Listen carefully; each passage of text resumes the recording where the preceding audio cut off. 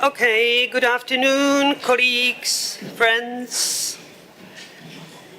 It's lovely to see you all here this afternoon at our Group 2 extraordinary meeting here in Budapest. I would like to start, still we are waiting for one of the first speakers to come to the podium, and he's coming.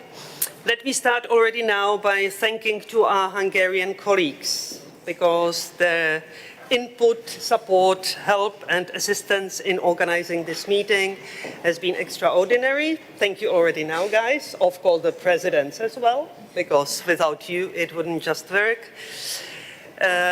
Unfortunately, I have to start with a sad news, which number of you might have spotted already in recent days, and this is passing of our dear friend and colleague and great trade unionist of Europe, Emilio Gabalio. Emilio, as a secondary school teacher, CHISL member then after, but especially great European trade union leader, being at the founding moments of the ETUC, one of the longest standing leader of the ETUC, actually the inventor of social Europe and pursuing through this idea in the European trade union movement and European policy and politics. I would like to ask you now for a minute of silence for Emilio.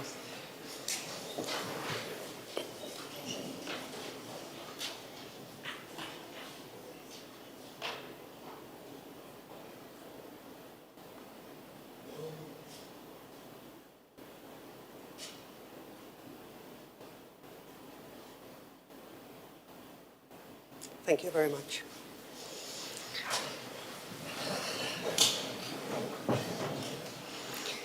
Let me just start with the organization of today's meeting. You have received the agenda, but I would like to welcome directly our first speaker, which is Diana Agnes Nedraj-Shady. Diana, welcome very warmly. You are the director, campus director of the University of Agriculture and Life Sciences. So we will kindly ask you for a welcoming address as the host organization. And then we are gonna be following with the interventions of our dear Confederation presidents, which is, of course, Melinda Mesaros, President of Democratic League of Independent Trade Unions, Liga. Welcome, Melinda. Imre Palkovic, President of the National Confederation of Workers' Councils, and Saba Choti, the President of Forum for Cooperation of Trade Unions. I will actually, for this part, ask our Vice President Thomas Katning to chair the meeting, because then immediately after we are having the speech of the State Secretary for Employment Policy, Mr. Sándor Czomba, and he's going to be arriving soon, so I'm just wishing to welcome him downstairs. So definitely I'm interested what you're going to be saying, but excuse me for this moment, and I'll be back and hope still to have a lot of interactions with all of you. So Thomas, please, could you kindly come to the podium? And Diana, please go ahead. Thank you. Tisztelt vendégeink, Dear guests, ladies and gentlemen, I would like to welcome you on behalf of the University of Agriculture and Life Sciences, Buda campus. Please allow me to introduce our university in a few words to you, and within that also the Buda campus, especially where we are currently right now. The University of Agriculture and Life Sciences was created in February 2021. We are working in 5 campuses, and this is where we have training, education, and research. Budapest, Gödöllő, Gyöngyös, Keszthely, and Kaposvár are our 5 campuses. About 10,000 students study at our university, and at the Buda campus, 4,000 out of these 10,000 are studying or come here on a daily basis. After reading the title I have, you might have been surprised because I was introduced as a head of the university or lead director. And when we speak about universities, then we usually speak about faculties beyond campuses and deans and faculty leads. Our university has reversed this old type of structure, and we are working in an institutional structure right now. This institutional structure means that the institutional colleagues are not only to be found on our respective campuses, but also within the institutions. There are, of course, departments, but the deans and vice deans are not given here anymore. And for education, research, and management of the campuses, the directors of the campuses are the ones who are responsible. And then I am responsible for managing them. There are 5 institutes at the Buda campus, and what we are really proud of is the following. Let me read this out to you. Obviously, the Food Technology Institute, Garden Technology Institute, Plant Protection, vine studies, landscape architecture, settlement development, and decorative garden architecture departments are the ones that I'm most proud of. They are training garden architects and landscape architects and many other professionals. And we are proud of our Buda campus that has celebrated the founding of the higher level of gardening studies in 2021. Our founders were dealing with vine production studies, and this institution created at the bottom of the Galiad Hill in our capital in Budapest is lying on an area of 7.5 hectares in a natural conservation area. I think that our campus is well worthy a place for other educational fields of agriculture. Of course, our campus is adapting to the market needs, and our training and education portfolio has been changing continuously. Currently, the trainings available in the agriculture as a flagship training for food industry engineers and the gardening and landscape engineers are unique, but also wine production studies are unique. In 2007, these were the studies that were adapted to the market demand and the professionals' need. And the winemakers BSc training has been accredited in our institutions. We are unique in that regard because we are the only ones who have these accreditation criteria to carry out these trainings. Our campuses are also is also a supporter of any initiative that brings support to our agricultural context. We think that university research, academic research, and innovation and development can only be successful if we work together with the market actors. This way, we are incredibly thankful for the participation of smaller and larger actors for events organized by larger companies where we have the opportunity to lead professional discussions. The protection of nature, agriculture, are fields that affect all of our study areas. We are therefore incredibly thankful to be able to provide a location for trainings related to this aspect. We are very grateful that you are here with us, and hopefully you will have the opportunity to visit our garden, our park outside. We are a family type of campus. I mean by this the spirit of the campus, and within the spirit of the campus we have even introduced a baby room on our campus because fortunately not only our students and our teachers come to visit our special botanical garden, but many families with small children, larger families, and they take a walk on our campus. So even our students had the need for such a family room in our campus. So I don't want to take your time any longer, and as I looked at your agenda, it seems you will have a very long day today and still continue to work tomorrow. So I would like to wish you a fruitful conference, a great dialogue, brainstorming together, professional success, and I hope that you will find this meeting successful. We are very glad to welcome you here, and whenever we have an open day with our students, then we receive them with arms wide open, and that's what I can tell you as well. If you feel yourself at home and feel comfortable being here, then you're welcome to come back anytime. Thank you very much.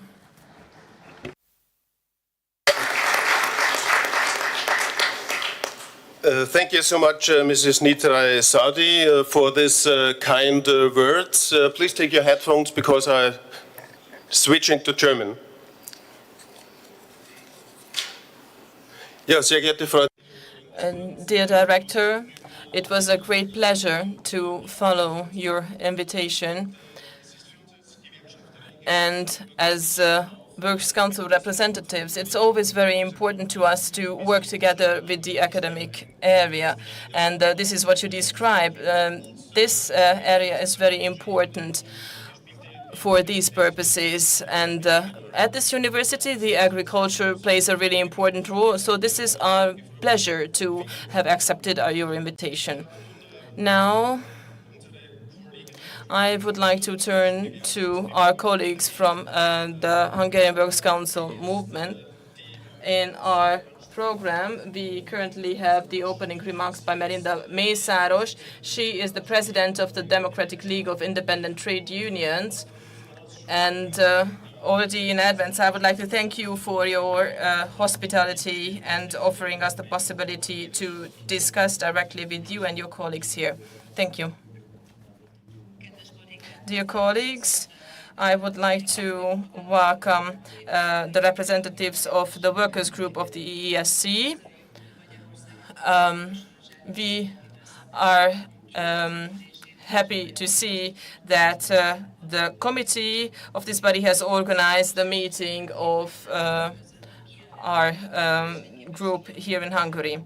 Our objective in Hungary is to improve competitiveness with the approach that our objectives and their implementation have to be implemented in all of the policy areas. SMEs and their intensified support is crucial for ensuring competitiveness.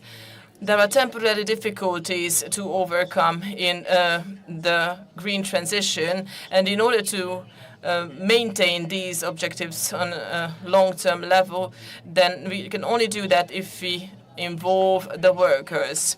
The economic, regional cohesion and the reduction of differences in between the regions is only possible if we handle these difficulties in a practical manner. Obviously, there are wage questions that go hand in hand with these topics, and also demographic changes for which we need adequate answers. As far as I know, the workers' group have been working on these areas very actively.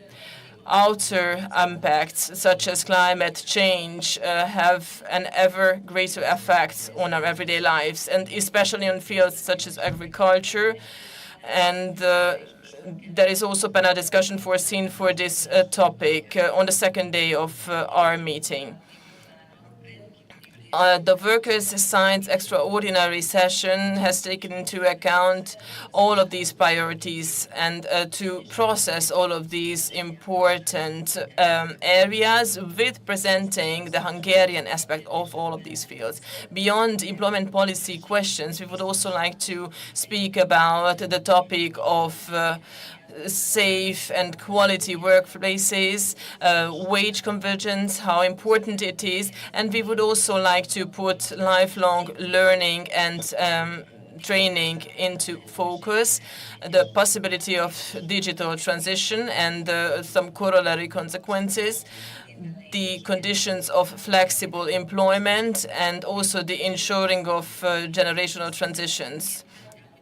As a trade union representative, I have to say that on the long run, we are working for improving the work conditions in Hungary, so we cannot accept any measures that jeopardize the conditions for the safety of the workers in Hungary. And beyond working conditions, we also aim at improving the level of wages in Hungary, and there are many future-oriented steps planned for the next years that ensure the final implementation of this convergence in the interest of all of us. Thank you very much for coming to Hungary, and I'm very positive that we'll be able to lead very fruitful discussions in the coming 2 days. And as for me, I would like to wish you a very successful meeting for the second committee, and to all of the participants who have honored us with their presence today. I really hope that our discussions and the showcasing of practical examples and the results achieved together will lead us to a moment within the European Union where the implementation of a social Europe can finally be spoken about. And this due to our work together. Thank you very much. I would like to wish you a fruitful work, and thank you very much again for taking the opportunity to organize this conference here in our home country in Hungary. Vielen Dank, Melinda, für Thank you very much, Melinda, for your introductory remarks. Well, the challenges of the green transition put a high burden on the Works Council movement, and we can only tackle these together. Thank you very much for speaking about this, and of course we will go into more detail about this later on during our program. Now I would like to ask Imre Palkovic, the President of the National Confederation of Workers' Councils, to hold his introductory remarks. Thank you very much, Mr. President. Dear guests, I would like to welcome all of you. I am delighted to welcome President Lucy Sudnicna here for the second time in Budapest already, and also please allow me to greet our Minister of State for the Employment Policy, Mr. Sándor Comba, who is not yet here with us, but who is soon to come. Of course, he accepted the invitation of the EEC's Employees Workers Group, and it is a great pleasure for us to welcome you in Budapest. We hope that your presence here will not only serve our professional enrichment, but also give you an opportunity to discover the beauty of Budapest. Our country offers a wealth of natural cultural treasures for visitors. Budapest, as we say it, is the pearl of the Danube, and this is how we see this city, at least, not only because of its stunning panorama, historic baths and vibrant cultural life, but also as a dynamic center of innovation. Hungarian inventions that have a major impact on the world reflect the country's innovative strength and creativity. Just think of the large number of Hungarian Nobel Prize winners or inventions such as the computer, the dynamo, the ballpoint pen, or vitamin C. While you are our guests, I encourage you to discover the beauty and cultural diversity of Budapest. The meeting of the European Economic and Social Committee's workers group in Budapest is a particularly important moment for us, as Hungary's rotating presidency gives us the opportunity to play an active role in shaping European economic and social issues. In recent discussions with our trade union partners, we have highlighted a number of issues that are of vital importance to Hungarian workers and social partners. Allow me to present some of these important issues. First of all, in the context of the introduction of the European Directive on minimum wages, I would like to mention the related negotiation and bargaining sessions. I would like to highlight the possible adaptation of the Hungarian model to ensure fair wages and increase the living standards of workers. We consider the issue of health and safety at work to be extremely important, especially now that the digital and green transition is presenting us with many challenges. The protection of workers, the promotion and retraining, and the protection of third country workers are also issues that require joint action. During the Hungarian presidency of the European Union, the ties in our cooperation, and that we will be ready for the challenges ahead of us. Thank you very much for participating in this session, and I'm happy that we can work together in order to have a more sustainable and safe future. I hope that the experience you gained during this meeting will bring fruitful results for all of you. Thank you very much, and good luck, best of success for this conference. Thank you. Thank you very much, Imre and Saba. The floor is yours for 5 minutes, please, no more.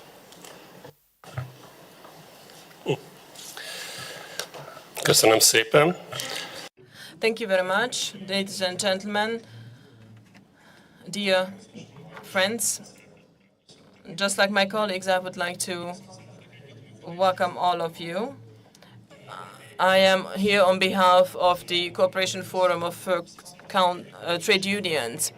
The Forum of Cooperation of Trade Unions is the federation of trade unions of the public sector. My contribution to the opening of this event, okay, once again, I'll start once again. So,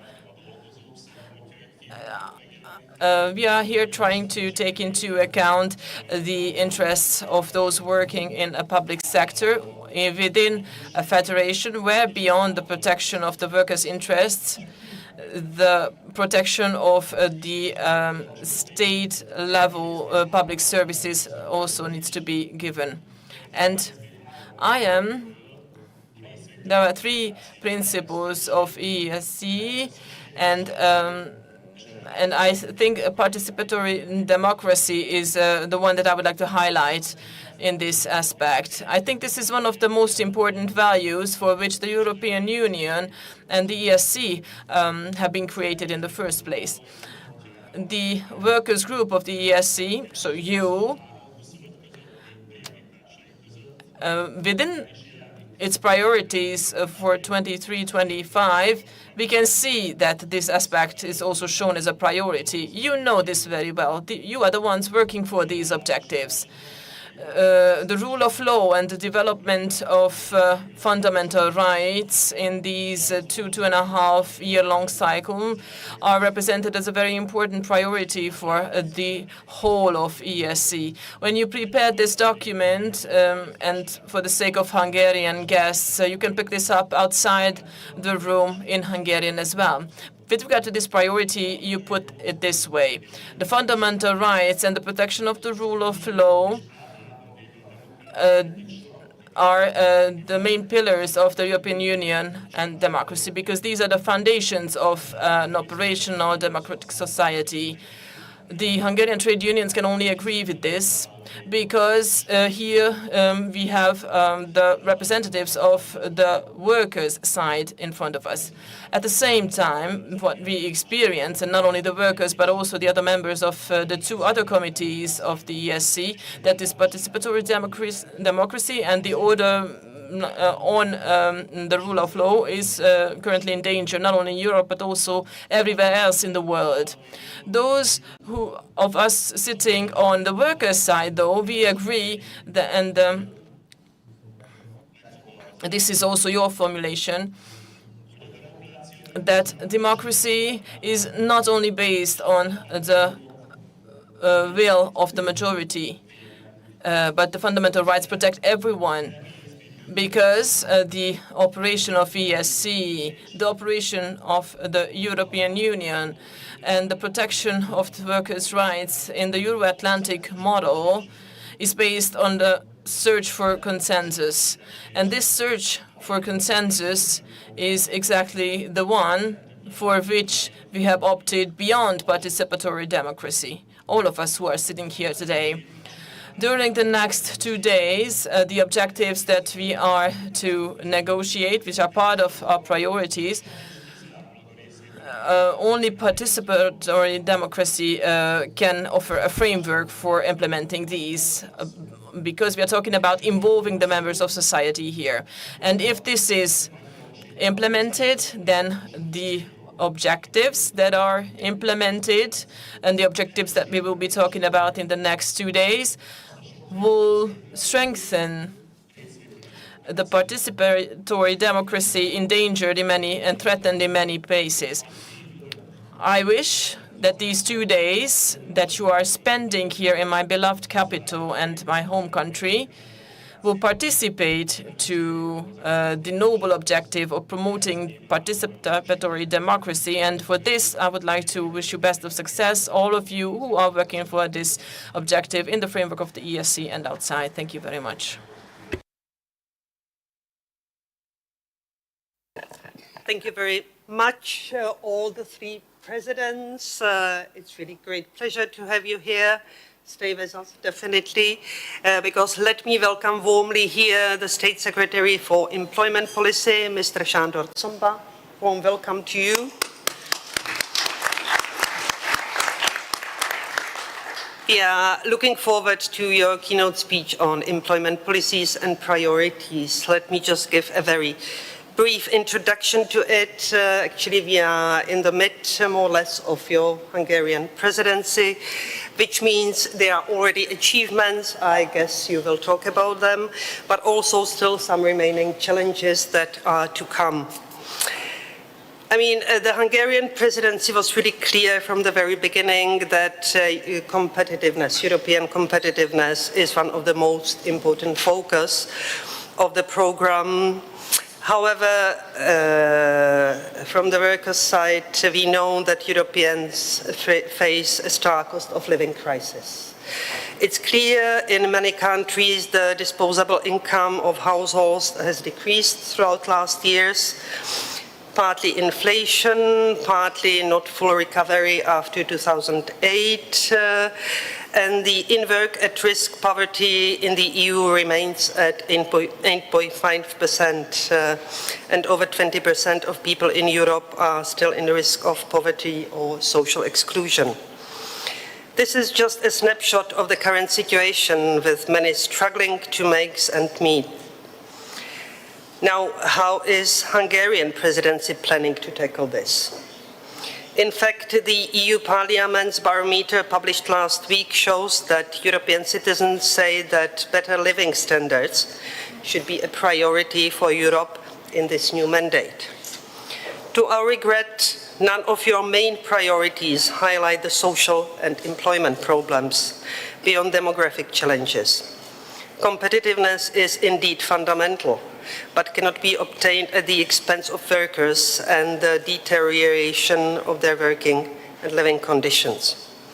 We are witnessing in general a rise in political extremism, fueled by the difficult living conditions and the lack of opportunities. Europe, hiding behind walls, figurative and real, cannot be great again. Our competitiveness can only be sustainable if the foundations are also social and green. We therefore would like to call on you and on the EU leaders to make Europe social again. As workers' representatives, our main goal is to ensure that all measures taken at EU or national level will maximize employment and income opportunities while minimizing social and economic disruptions throughout the current transitions. We are calling, therefore, for a social Europe, for more social progress. With this short introduction, dear State Secretary, the floor is yours. Thank you very much. Jó napot kívánok, tisztelt hölgyeim és Good afternoon, ladies and gentlemen. Thank you for the invitation. First of all, Mr. President, we prepared some slides. I hope there will be someone to move that. It works. Perfect. So I'd like to say thank you for the invitation for the employers group of ECC for this meeting. It's a privilege for me that I can represent the Ministry of National Economy, and I can talk also in the name of Hungarian Presidents of the Council of the EU about presidencies and priorities in the field of employment of the presidency, of what we did so far and the aims that are still before us. A challenge of the second half year's presidencies is that due to the summer vacations and the winter holidays, there's a smaller number of consultations, and therefore most of the presidency works is concentrated in the time between September and the mid-December. We are in this intensive time now. Before I would talk about where we are now, I would like to briefly comment on where we departed from. Hungary took over the presidency of the EU Council in a moment of great challenges. Our continent faces common challenges like the war in our neighborhood, the natural catastrophes, the climate change, demographical trends and their effects. And it's also a major challenge that the EU has ever bigger deterioration behind the global competitors. This is also the year of transition when the Hungarian presidency has to cooperate with the newly formed European Parliament and the new EU Commission.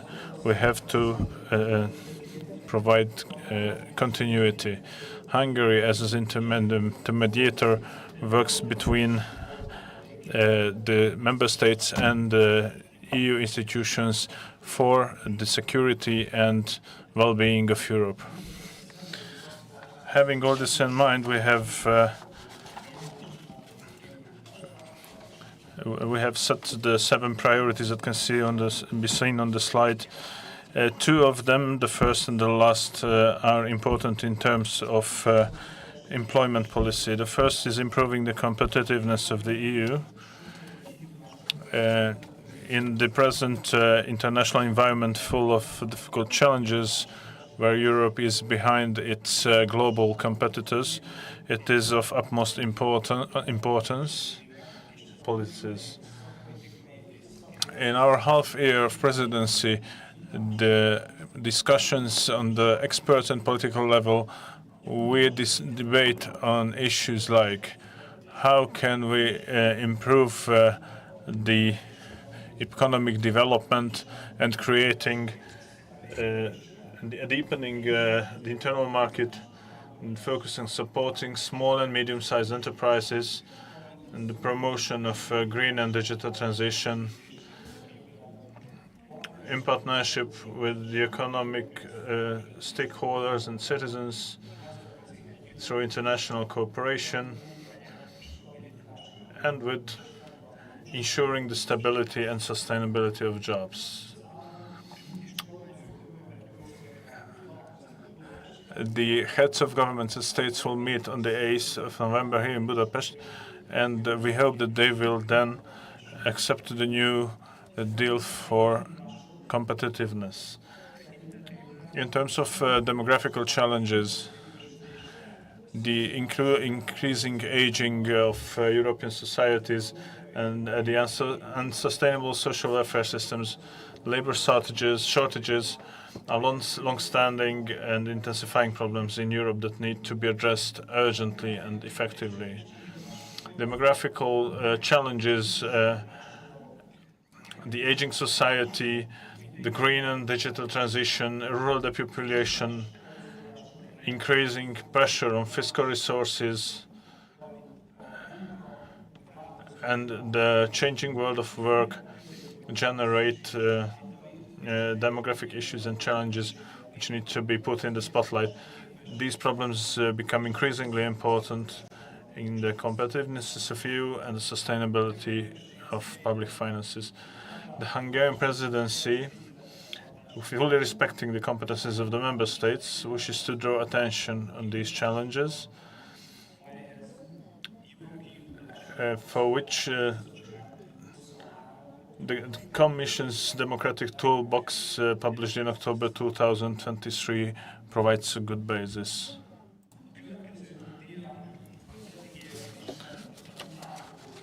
On the next slide,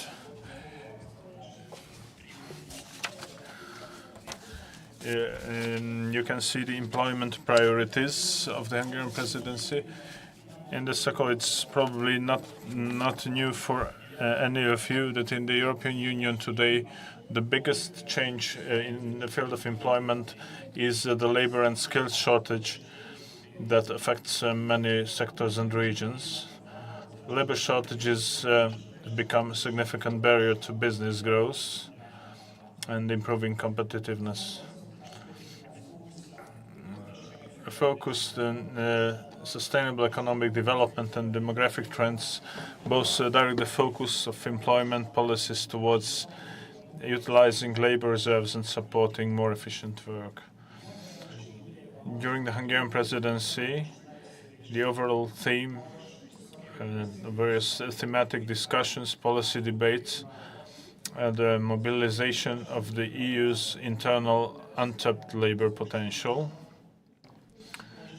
meaning on improved assistance of job seekers to find employment and activating the inactive working age population, especially those under 25 and over 55 years of age. We place special emphasis on improving the labor market integration of young people starting their career, as well as mapping a better exploiting the potential inherent in working alongside studying and student work. At the same time, we wish to examine the challenges affecting the older generation. In terms of activating the young people is made even more important by the demographic changes. As of the challenges that are faced by the older generations, we want to support them in staying on the labor market as long as possible. In order to expand employment and avoid the labor shortage that is becoming permanent, in the technological changes that are already underway and that are yet to come, we consider it important to preserve the ability and activity of those currently in employment, as well as supporting their adaptability. For developing the competencies required for new types of jobs and to adapt to the labor market, it is essential the trainings should reflect the needs of the labor market, and they should be accessible for a wide range of job seekers and also employees. And the training structures should be able to respond quickly to changes. The conditions of employment, workplace environment, the quality of employment, and the security of employment are key in preserving both the mental and physical health of employees and to prolong the period of life spent at work. In all these aspects, horizontally, it is very important to strengthen the role of employment services, keeping in mind that the labor needs of the economy and the personalized supports and services have utmost importance.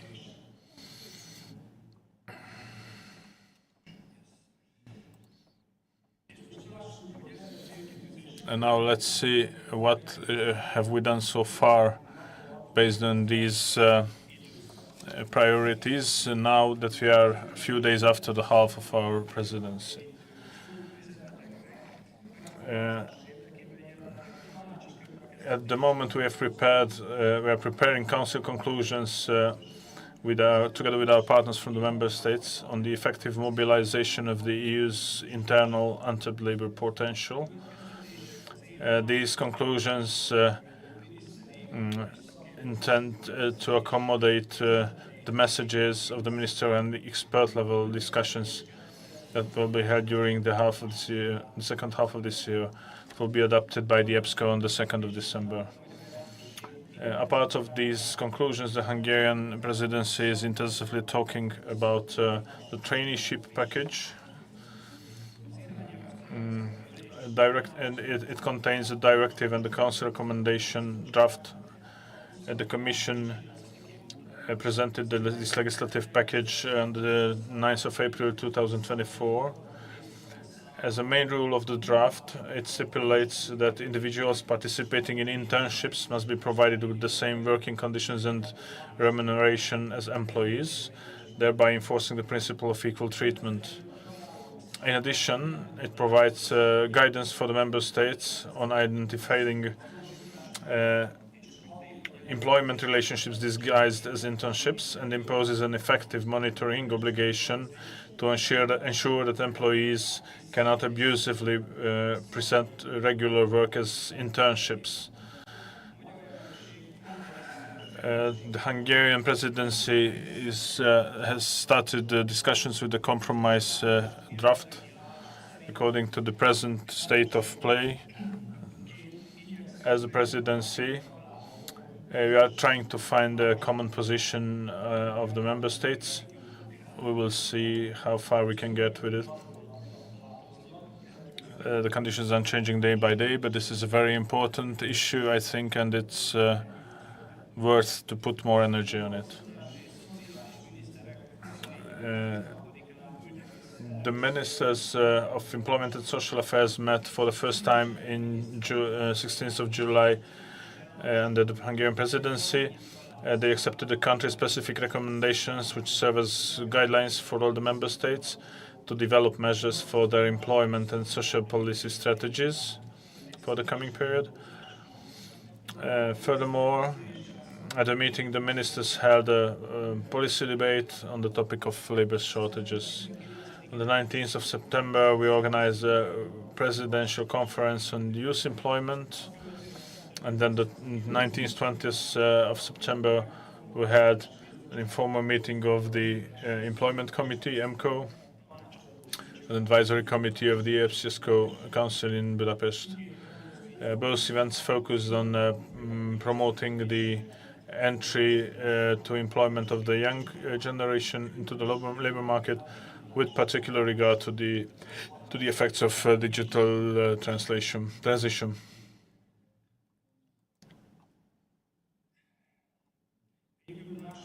And finally, let's see what's still before us. The EPSCO ministers' informal meeting will be held on the 9th and 10th of October. We are looking forward to welcoming the delegations of the member states and other guest stakeholders, including the representatives of the EU social partners. The informal meeting of EPSCO ministers will consist of two main blocks. The morning session about employment will focus on labor shortages and the mobilization of untapped labor potential and the context of demographical challenges. During this session, a representative of ILO will give a presentation on the global challenges of the labor shortages, which will be followed by ministers exchanging views related to these issues. In the afternoon social session, the ministers will discuss key issues on social inclusion of persons with disabilities and persons with changed working capacities, with particular attention to the interpretation of national legislation on the implementation of reasonable accommodation, as well as exploration of best practices. After this, there will be a number of expert-level meetings, as well as another presidency conference on the 4th of December on the challenges of mobilization, where we also invite representatives of the social partners. This will put a special emphasis on the age group over 30. During the Hungarian presidency, the employment and social ministers will meet on the 2nd of December for the last time. This will be the closure of our work as presidency in the field of employment and social affairs. Finally, I would like to say thank you for your attention. I hope you knew a bit more deeply on the priorities and aims and programs of the Hungarian presidency in the field of employment.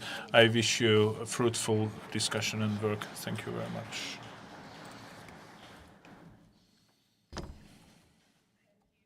Very much. Would you still have time for 2 or 3 questions from the audience? Yes, or you just... yes. Okay, so there is a chance for 3 questions. I've got Florian, I've got Rudy. Okay, we start with Florian. Be so kind, short, focused questions or comments. Thank you. Thank you so much. I'm not sure if I should sit or whatever I should sit. Thank you so much for your intervention. I have 3 specific questions. Because restricting illegal immigration is a priority for the Hungarian presidency. How do you see the impact of the Schengen situation concerning Romania and Bulgaria, and the impact on labor market, especially from the regional point of view, but also from the skilled shortage point of view, and of course from the competitiveness point of view. Then you have mentioned that another priority is the future of cohesion policy.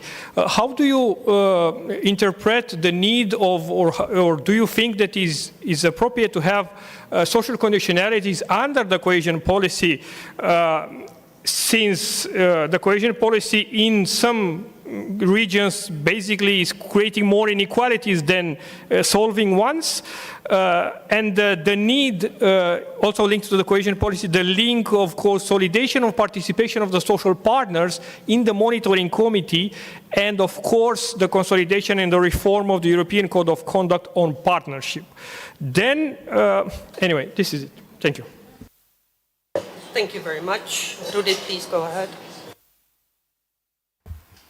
Thank you, President. 2, 3 questions. We have a posted workers directive, but this directive doesn't cover posted workers coming outside of Europe from Asian countries. For example, how can we guarantee their social rights?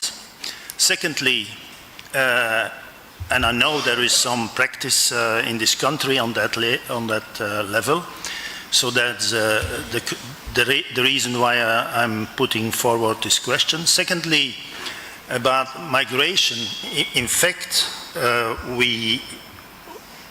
you described the problem and the challenges of shortage of labor all over Europe, but in fact, if you see the challenge of eldering people and the population which is eldering in Europe, we cannot manage that in the long run.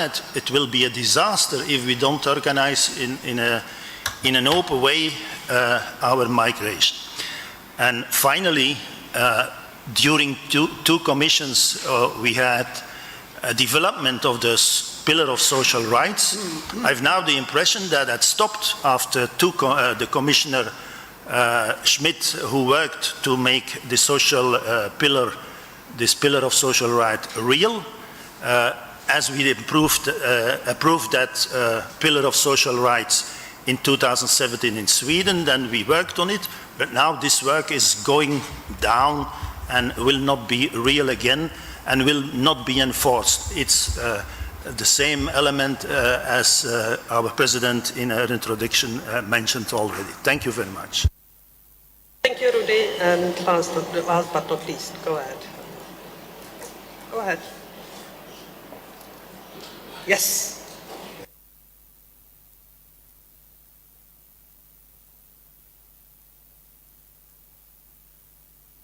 Je demande si je peux parler en espagnol. Non.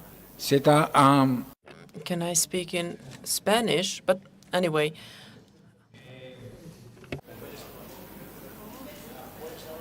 Sí puedo hablar, sí, sí. Gracias. If I can speak. One question to the Secretary of State. How is it possible to impulse as an aim, on a priority of the presidency, a policy against the illegal migration, the legal actions, and at the same time not complying with the legislation on immigration? How is it possible?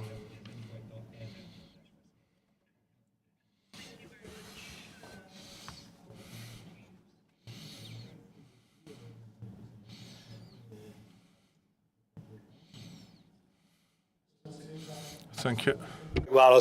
Thank you very much. These are questions easy to answer.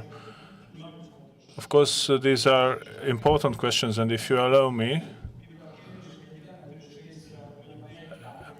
as most of the questions are like based on the same topic, please allow me to give an answer, a joint answer for these questions. As for the question of the illegal migration, the Hungarian government, though I am in charge of employment, and I would not dare to speak in the name of the Hungarian government in a topic that is not my area of expertise. But the measures that Hungary has done in this field in the last years are sort of an example.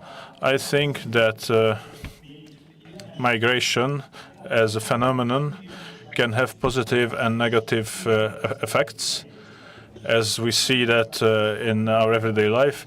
In Hungary, there's also 120,000 people, citizens of third countries, who are now strengthening our economy by being here and getting the possibility to effectively take part in Hungarian economy.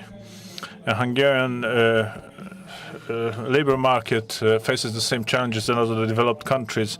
For 2030,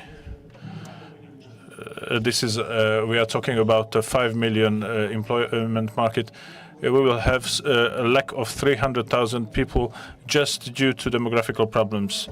So this will be a lack of 300,000 people from our labor market. So if we say that we would like to reach an activity of 85% out of instead of the 80% that we have at the moment of activity, we have a good chance that we will reach it, but not because we will have more people in the labor market, but because we will be there will be less of us in the society. It's a great challenge, and those countries that want to improve their economy, that want to improve the well-being, there's no other solution. It is we need labor force, workforce. For us, the most important aim is that until we have in Hungary Hungarian people that want to work, we have to create the possibility for them. And if we look at the Hungarian legal framework, every sentence is about that. Until we have Hungarians, we will use a Hungarian workforce, and if we don't have, then we will use only that many and for that purpose and from places from where Hungarian economy and also Hungarian society, including the integration needs and lets. This is why it's possible to stay in Hungary as a worker for 2 + 1 year. This +1 year is already a prolongation. And if we find Hungarian people, then for this +1 year, we don't employ these people. I don't want to go too much into details. I don't want to lose your attention. As of migration, that was also mentioned, against illegal migration, we are defending ourselves with a a wall. We are waiting not just ourselves, we are defending all the union from those illegal migrants who are not welcome here, who don't come here to work, but they come for other reasons, including to use the benefits of the social system, social security system. I don't see here any contradiction. We are defending our borders, not just our borders, but also the borders of the Union. For the Hungarian government, this has always been clear that this kind of pressure that in this field is put on the Hungarian government from the EU, we think that it comes from the policy that we reject illegal migration and we want to keep it outside. From this direct consequences what you have said now here. As about people from third countries, we've been talking about that, the cohesion policy and the social problems that are arising from this issue. It's an interesting question. In the case of all member states, there is a similar situation like in Hungary. When we want to give to people employment and possibilities, there's a lot between them who are not in the state, not able to work for mental health, other circumstances. If you want to put force to the labor market, by force, they will leave their workplace in 48 hours because they are not able to perform this work. They need help in order to be able to get employed. This might be a long process of a half year or a year. This needs a very thorough thinking. The social security system. How much security does it give to these people? Does it give security and possibilities to those people who need it or to everyone? So this is a very complex problem. We also see and we every day feel it. What we would like, and we are working on our everyday work, also in terms of legislation and everything that is related, important issue related to labor market. The employees have to be regarded as partners, as the government, as the employers, and everyone, because there's a potential reserve if we talk about the improvement of competitiveness or the production. This this is not possible without well-prepared, well-trained employees. This is why we do what we do as a government. For sure, we are not in an easy situation. In 2010, when I started working on this post for 5 years, I was a state secretary responsible for the same year. There was a great unemployment in Hungary, over 15%. And the level of employment was very low. Now we are competing with the member states in this area that we didn't see even the back of them, other member states. But of course, there is still a lot of challenges and job to do. We are aware of it. Thank you very much.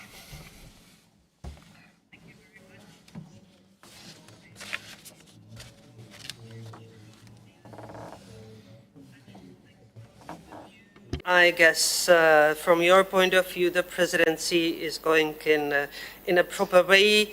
I mean, what my colleagues wanted to indicate here, and I was indicated it as well as in my short introduction, is that the social element, that the social aspect also of competitiveness is extremely important. And this now being, in a way, disappearing from the European Commission's focus, and the European Pillar of Social Rights has been of huge importance to be the completing element of the European architecture as such. Also your enormous focus on competitiveness is actually, raising some questions also with us. So we are going to be dealing with the social aspects because we see decent income, decent pay, decent working conditions, decent terms and conditions as an integral part of competitiveness as well. Contributing to cohesive, coherent society, which is the best way actually also for the competitiveness. So thank you very much for very open exchange with us and wish you all the luck and all the best for the rest of the presidency. Hopefully no other shocks to come as the floodings or, stuff like that. So thank you very much. Thanks to all of the panelists. Thank you. Thank you very much.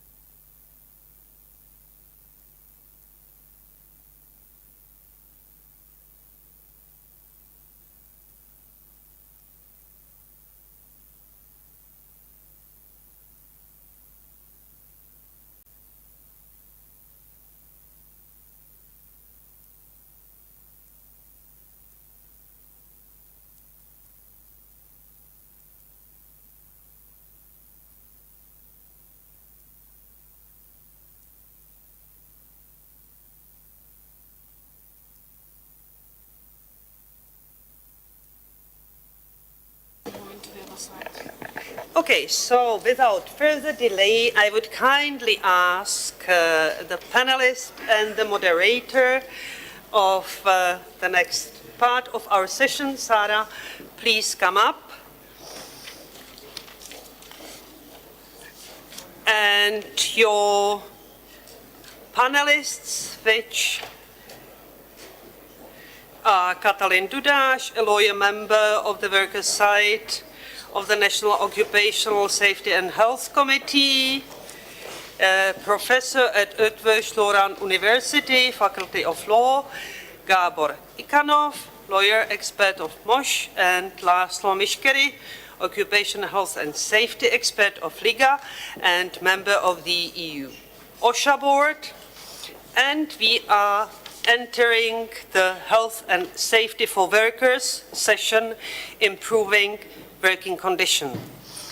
I mean, health and safety is a very, very essential part of trade union work. That's something the trade unions as such are dealing with since almost the very beginning. So I am happy to have Sarah here as our expert and esteemed panelists. So without further delay, with a small excuse for not keeping that much the time, but I guess the exchange with the State Secretary has been important. Sarah, the floor is yours.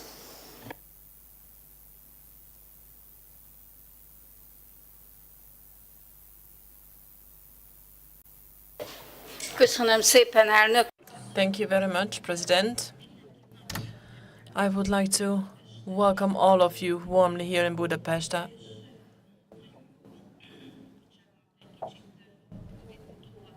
These are some post effects of COVID that you can still hear in my voice.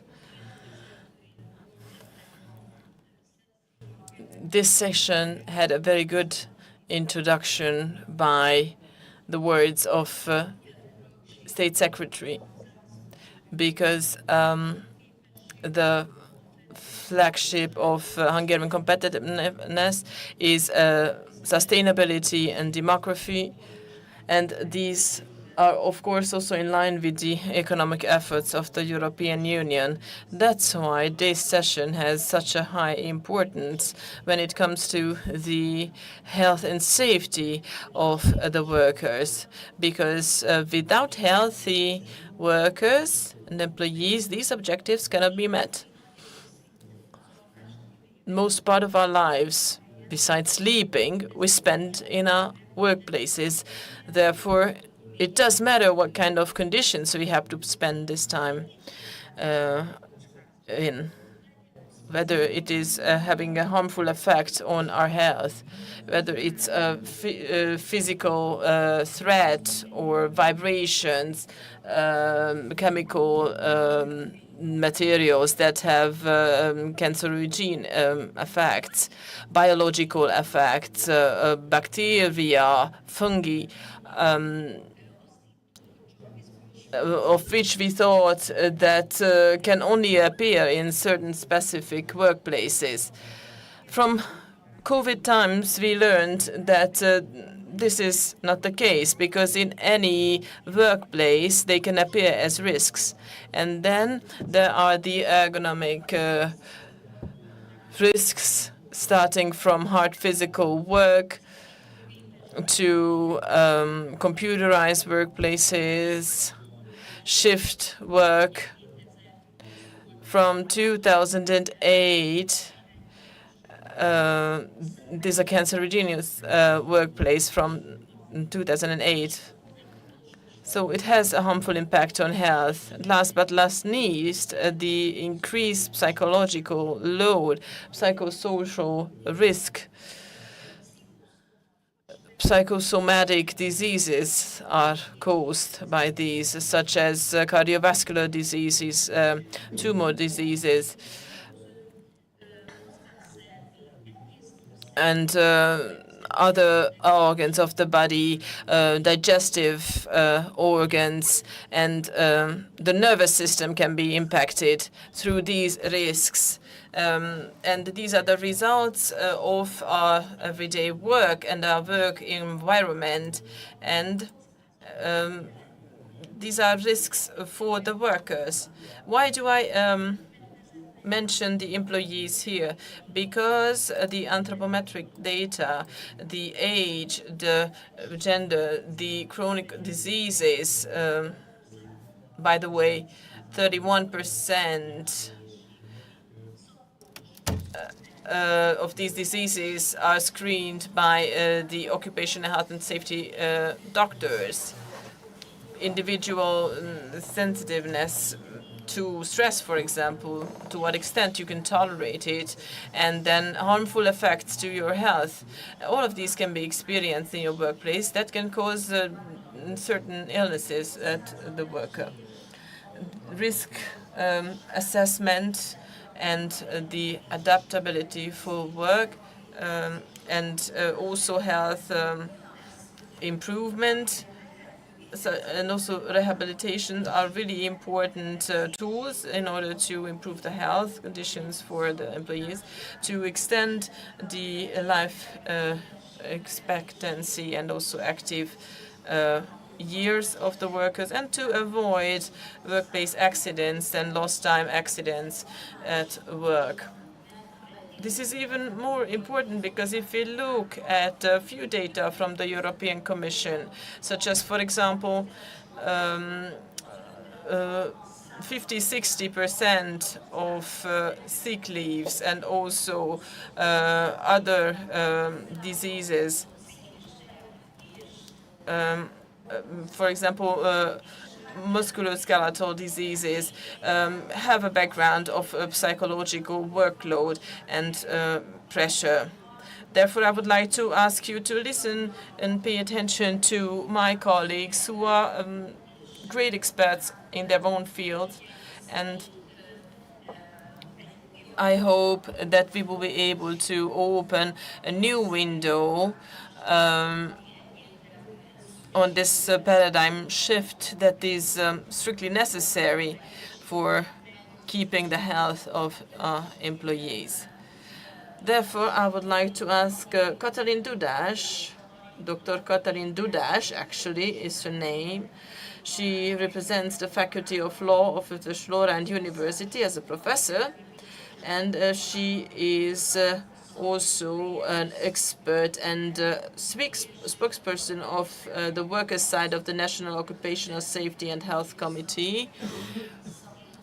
I work and fight together with her as an expert, and I would like to ask her to hold her speech on the competitiveness in occupational health and safety. Thank you very much. Ladies and gentlemen, I would like to welcome all of you. And let me now position myself a little bit more. The Committee for Occupational Health and Safety has me as the manager. This committee is a tripartite organization that is operating based on the legislation, and its task is to deal with pieces of legislation and concepts that are dealing with health and safety issues.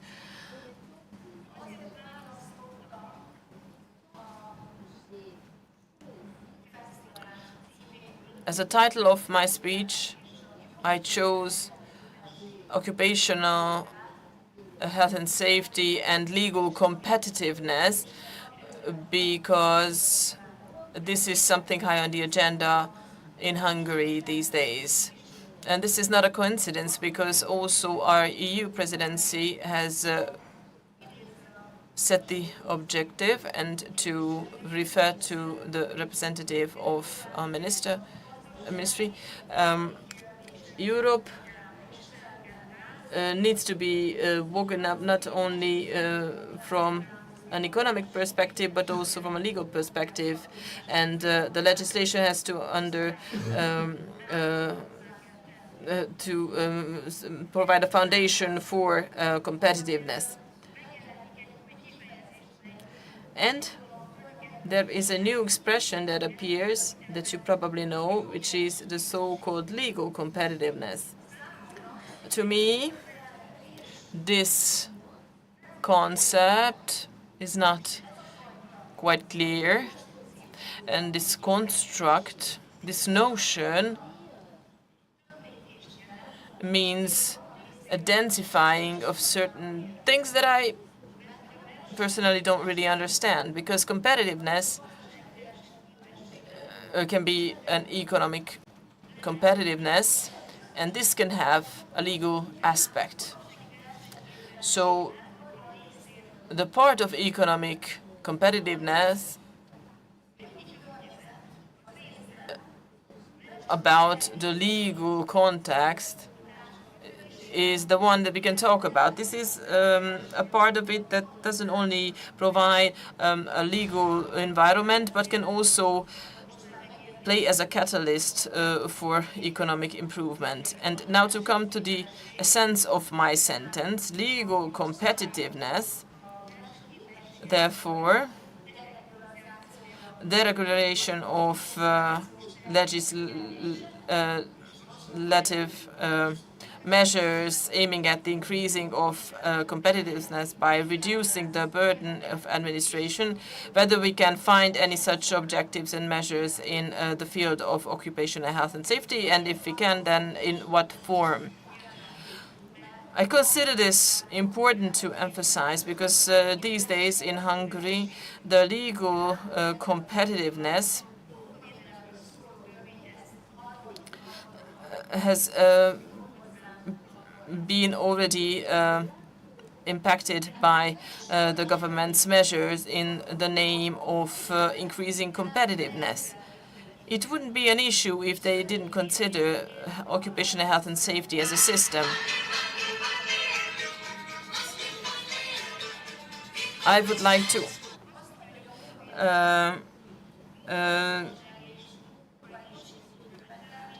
speak about the conditions for occupational health and safety and the legislatory and institutional conditions that will also need to be implemented. Why is that so important to us? I think everyone has played a game called Jenga. State Secretary mentioned pillars as an expression, and also health and safety has a certain structure, and if this structure is affected by measures that aim the legal competitiveness but still remove some elements from this structure, this puts the whole structure at risk. And this can be compared to a situation at Jenga. When I take out one block, then the whole tower might collapse. So legal competitiveness as an approach in occupational health and safety cannot be used on its own. It can only be used in a systemic approach. And let me quote the governmental proposal and recommendation. In the field of occupational health and safety, we have to bring about new and competitive regulations that ensure the protection of workers' health and also the competitiveness of Hungarian enterprises at local and EU level. But let me just say that occupational health and safety is a much more complex system than that, that we could tailor it in this way. And I am not only taking into account the opinion of trade unions, but in this context also the opinion of the employers. Because is there any higher organizational principle that has to prevail within that context? This is the protection of the human health and safety. Thank you very much for your attention. And I hope it wasn't too complicated for the interpreters.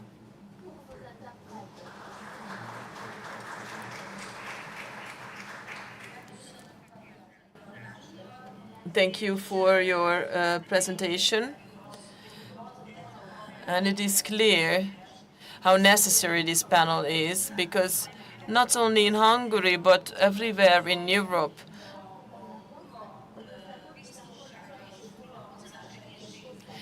we have very different regulations on occupational health and safety. And exactly because of this, I'm very happy to hear your words, because occupational health and safety is not an administrative burden of the employer.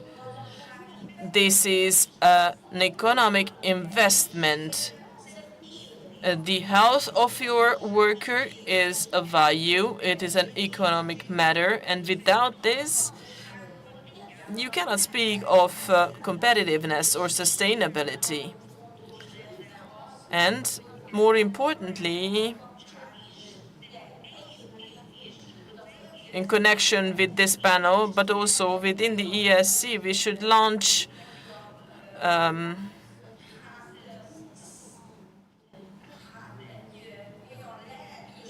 possibility within the European Union that provide for a unified legislatory process or a directive for all of the countries, because we know that the matters of health are under national competency.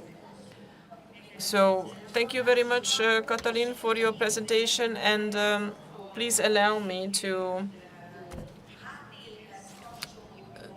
touch upon this legal background once again by introducing the presentation by Dr. Gábor Ikonov, who has been dealing with damage law for 20 years and also damages after occupational health and safety issues, and he represents the workers. In his presentation, he will speak about the introduction of the obligatory employer's responsibility and also the creation of a regulatory framework that puts an increased protection on the workers' rights. Dear Gábor, please hold your presentation.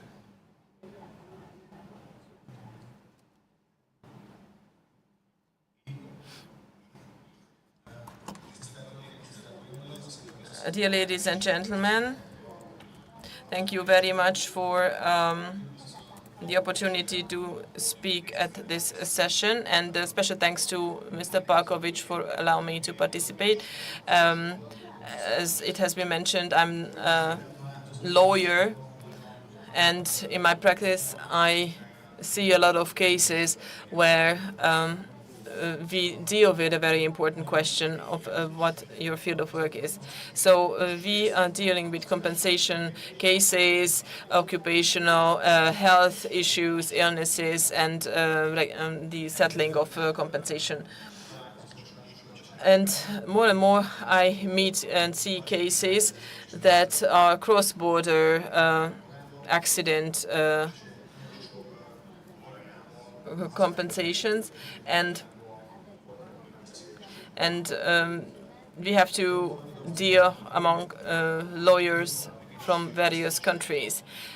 The health of the workers and the improvement of working conditions goes back a long time as an important question. And the legislator, of course, tries reducing the risk at the health of employees.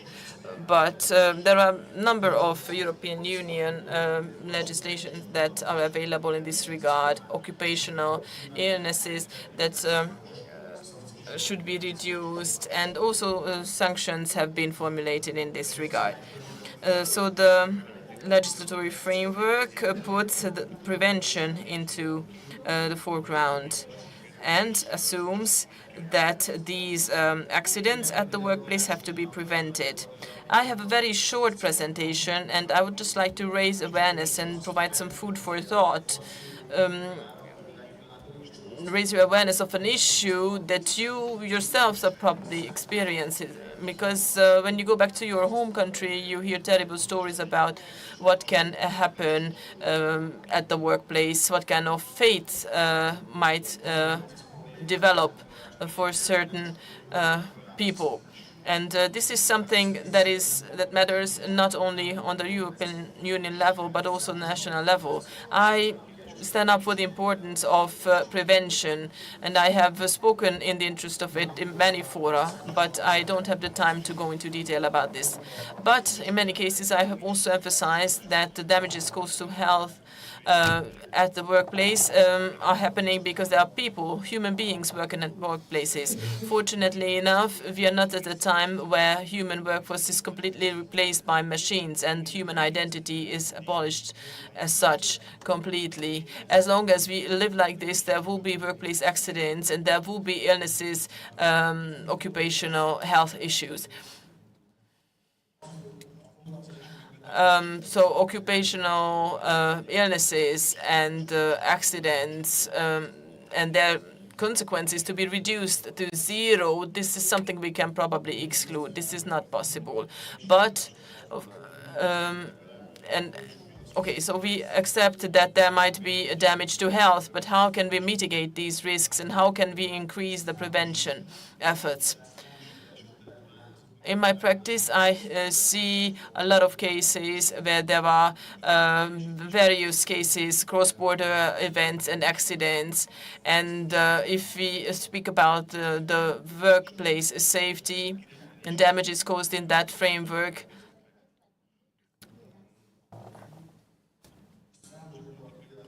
there are many practical examples about health damages through work, and that put the worker into a very difficult and precarious situation. At this moment, our question is not only about how to prevent these accidents and health damages, but also it is very important to ask ourselves the question, if these happen, who has to assume the responsibility and how the involved and affected person can get the compensation he deserves. Let me just give you a practical example, maybe two, to illustrate what I would like to talk about. I heard earlier that the question from Spain, and just last week I had a request from a Spanish worker via German company subsidiary of the German company in Hungary. It was a very serious accident he suffered, and through the social insurance, he receives a care, but once he goes back to Spain, the company through which he came to Hungary is already abolished, so they're trying to actually still deal with the Hungarian company. They don't understand the language, and we had to work through a Spanish interpreter, and the employer of the person who is responsible doesn't have any liability insurance. The second case is a little bit more complicated. It's a Hungarian employer and a Hungarian employee, but there's a Slovak main contractor, the contractor of which is a German company, and under this cooperation they are carrying out works in Austria. And we are speaking about construction industry. If there is an accident, there are 3 employees that suffer an injury. There's a Hungarian, a German, and an Austrian citizen suffering this injury. They are carrying out the same task, and there's damage done enough so that they can file for compensation. But how can the employer be made liable for this? A German employer with a German contract, then the damages can be compensated. Austrian employee, a German employer can be compensated. Hungarian working in Austria with a Hungarian employer, damages cannot be compensated. So there are damages that are not covered. So the legislatory environment clearly states that in the case of health damage, what in the case of a health damage has to be done. And there is no European norm that also requires coverage behind this. And I think that this is not right. And this is something that we should deal with on the member states and the EU level, because this is a problem we have to tackle.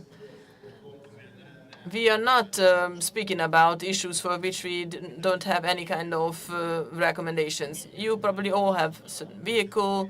If your vehicle suffers an accident in another country of the EU, you can file for compensation of damages in your own state. There is a clear process for this.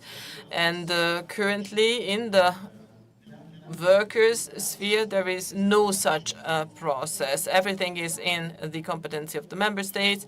And I think the working forms that can have an even more serious consequence, such as traffic accidents, are not well covered.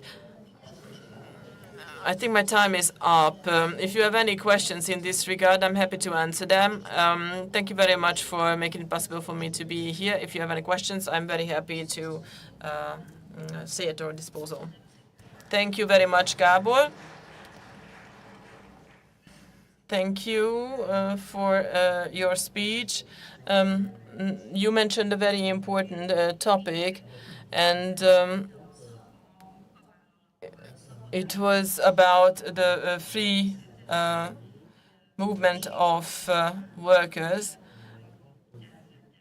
Of course, they can suffer an injury anywhere in the territory of the European Union, and whether they are working or employed in Hungary or outside, there is no single system that could make it possible, make the compensation possible. So I have the impression that this sounds like a simple analogy, but the vehicle liability insurance as a theory could be acceptable, constructive recommendation for both parties, the employees and the employers. And I would recommend to think about this and also to launch some discussions in this regard in our circle that would make it possible to implement this idea. Our next speaker is László Miskeri, occupational health and safety expert. We have been working together for years, not only in the framework of the National Occupational Safety and Health Committee, workers' side. He is also member of the advising committee of OSHA. I am member of the board at OSHA, and there we work together closely as well. And he does a wonderful work, and I would like to ask him to speak about his perspective as a professional about the employee situation. The title of his presentation today, Occupational Health and Safety Today with the Perspective of an Employee. Dear Laci, I would like to ask you to hold your speech and presentation, and then we will come to the discussions. Thank you very much. Nagy tisztelettel köszöntöm Önöket. A munkavédelemről beszélünk itt előttem. So welcome everybody here. A lot of things have been said before about protection of employees. It's good that there was not much about risk, because otherwise I could have gone, pack my luggages and go. I had about the protection of employees. I've been working in this field for 40 years, and it's one of our common responsibilities. Yes, this is a very old institution, maybe a lot of you know about that, where for the first time appears this regulation on the protection of employees. As the 5th book of Moses in the Torah, there is one sentence saying that if you build the roof of your house, put there also a barrier, because otherwise you can your blood can end up on the road. So this is a very old thing if we talk about protection of employees. I would give some examples in numbers. I think it's very important to highlight why this issue is important for us. In an ILO statistics, let me mention, according to that, it's an estimation. It says 330,000 employees lose their lives per year. If we divide it, that means 900 persons per day. It's awful statistical data. And 2.6 million people, that means 7,100 people per day get ill in relation with his occupation. When ILO says that twice as much people die in work accidents, that's twice as much as in traffic accidents. And there's no publicity about that. People don't know about that. That doesn't go to the public conscience. That working takes more victims than wars. We never read about that, and this is very painful for me, that this is somehow hidden. It's not possible. We have to talk about that. We have such figures and statistics. During our conference here, more than 20 people have died in the world during working. This should be talked about. This needs more publicity. If there is a traffic accident, a tragedy, the media will talk about that. It will be put on the websites. 20, 30 people died. It's really a catastrophe.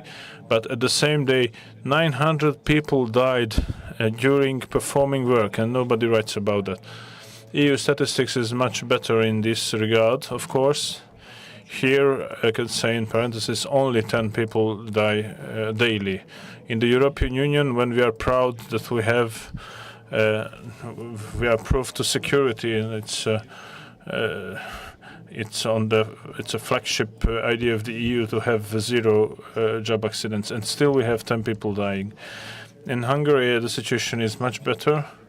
It's only one employee dying only every 5 days. So we still have a lot to do, and we have to put in the spotlight this job security and occupational health. These are two very important issues.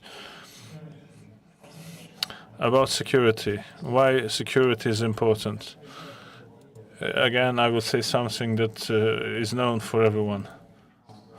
Maslow, American psychologist, talked about human necessity. So he had put in the Maslow pyramid, the basic needs are the physiological needs. We eat, we drink, we breathe.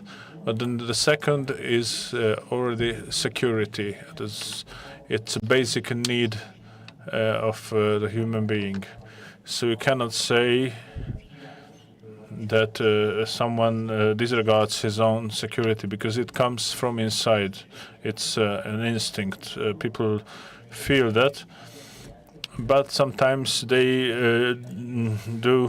engage in some risky behaviors that finally end up in an accident. Again, we have to see that, and especially from the aspect of trade unions, an employee for money, for wages, sells his physical force and his mental capacities, but not his life or his security. So if employers engage people in works that are posing a security risk, then the employee has the right to say, no, stop, we cannot go longer on this way. There are legal guarantees for that, but I've been present on workplaces all my life. I know it's very difficult to enforce that, especially where the job is difficult. If someone has to talk about has to think about feeding his family, sometimes this person is like forced to engage in risky behavior, and this should not be possible. Sometimes human errors are regarded as a sort of force measure, but this is not true. There's a legal regulation. Every employee has the right to the security provided by occupational health protection. The law says that employees can work only in keeping all the security rules, etc. Has to receive training. I would stress the issue of training. I see and I have experienced, as I said, the biggest risk is always the lack of knowledge. When you just simply couldn't know. I have examined a lot of accidents when the employee was wounded, and he said, "Oh, I didn't think about that." You should have thought about that. You should have the knowledge to see that, and this is the importance of workplace training. It's a non-formal kind of education. Like they go to the restaurant in the morning and they eat their breakfast and they sign the paper. But they would have to really keep and they have to do these trainings, and these trainings have to be done in work time. This is one of the difficulties. Employers sometimes don't like it when a time goes away for 1 hour or more, when people are not working, just listening to the training.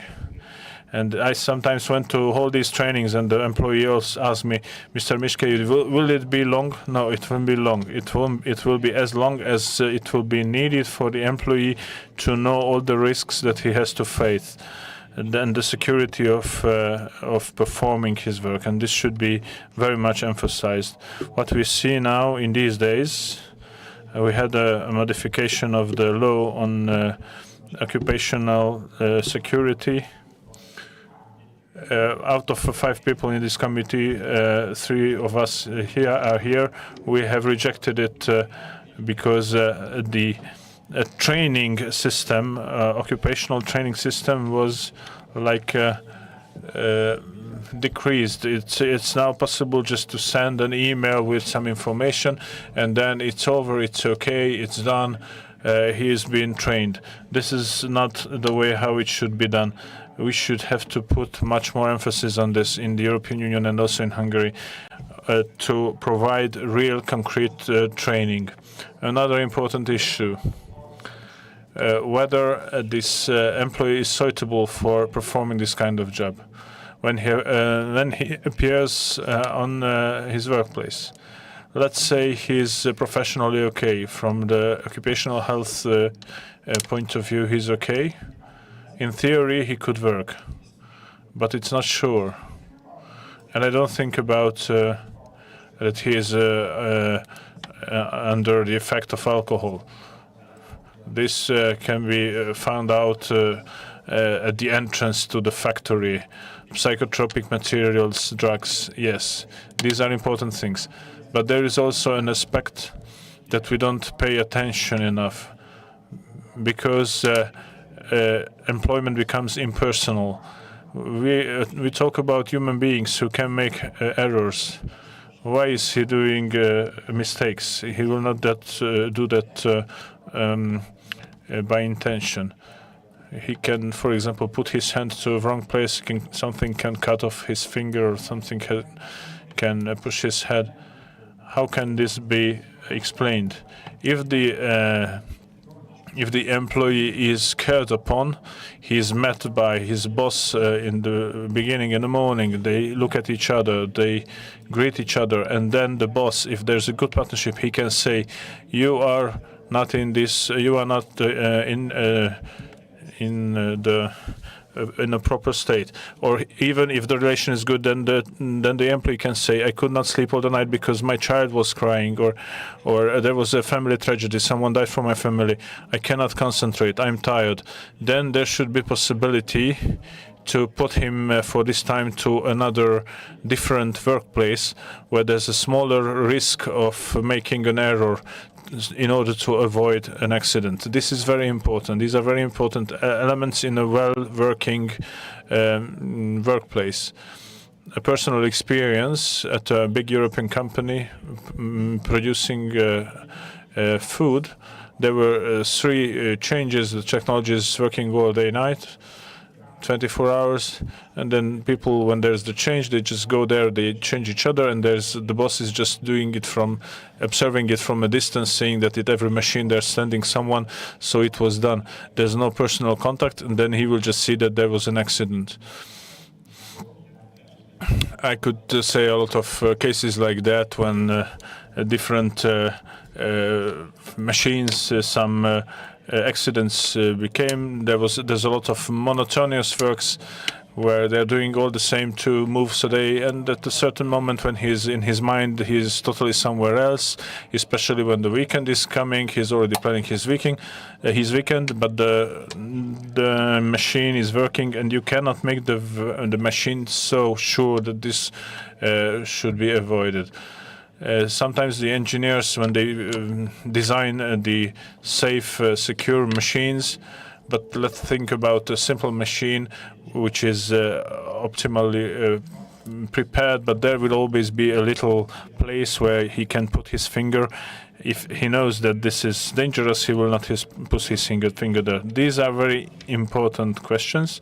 If we talk still about training, can say there's a lot of very good thematics there can be downloaded from EU website. Audiovisual training is the one that is effective. A lot of you for sure know this figure in these movies that he's doing constantly errors and so on. And at the end of the process, he becomes much more effective. So the time has gone. I think we should make a conference, wall conference about this, not just this small presentation of mine. First, thank you for your patience. I was a bit long.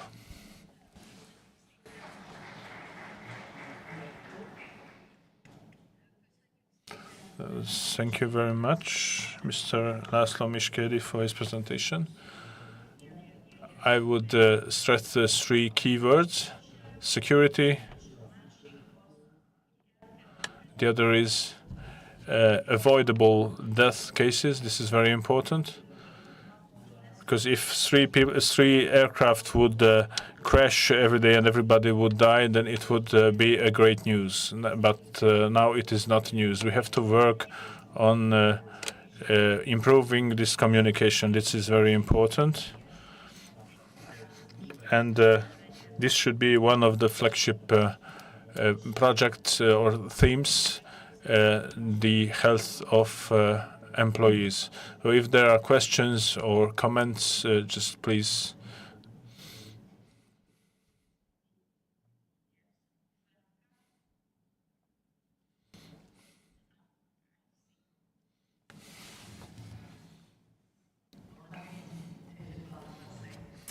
Hello, everyone. I would like to speak French. Thank you, Sarah. Thank you for this debate. I wanted to ask a question to Ms. Dudas, because you spoke about globalization, and you said that our companies have to remain competitive. As we speak about occupational health and safety, what do you mean under competitiveness with regards to the countries that are completely deregulated? For example, there was so many tragedies recently. And how do you put the connection between competitiveness and the health and safety of the workers? And the second thing is that we have mentioned a lot of illnesses that are mostly physical illnesses. And how about the mental health issues, stress, because the work is intensifying, and we have new technologies, artificial intelligence, which of course make our lives easier from a certain aspect, but it might put also additional burden. And I think we have to talk more about the mental health issue, which seems to me is centuries illness. And of course, we don't ignore the physical risks, but there are also mental risks at our health. So thank you very much. And maybe the globalization question, how can this be actually seen in this context?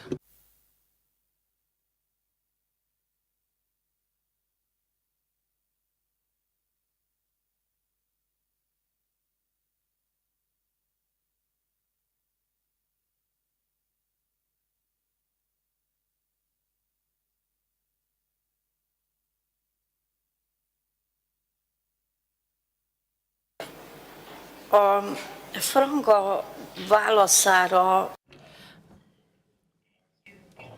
Just 1 second, we have to wait for Franca's reply a little more, because then we will allow one more person to ask a question, and then we will answer all these questions together. Cecilia, please. Thank you, Sarah. I have a couple of questions, but first of all, a comment, because the alarming data that Laszlo put in front of us are really a challenge, and I come from Italy, and we register 3 deaths per day. So this is the data. Anyway, we are going to work on an exploratory opinion of the Polish presidency. Therefore, they have submitted to us a request of working for an opinion taking into account the aging of workforce. And therefore, also training has to change, because when you talk about the new machines and so on, we have to consider also the age of the workers, which imply different models of training. Artificial intelligence can help, question mark, how we can use it. And so this is the framework, but of course, this is an important issue. The 2 questions are, you said, Sarah, we need a directive. Now, the president of the European Commission has proposed to remove occupational health and safety from the employment package to health.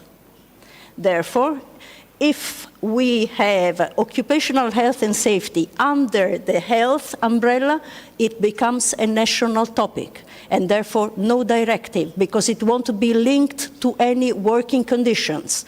And this is a real risk. So we ask the Hungarian presidency to raise this issue, because we are going to have the interviews for the new commissioners. This is something that we have to raise with strength. I don't know what you think about this, but I feel this is a real risk.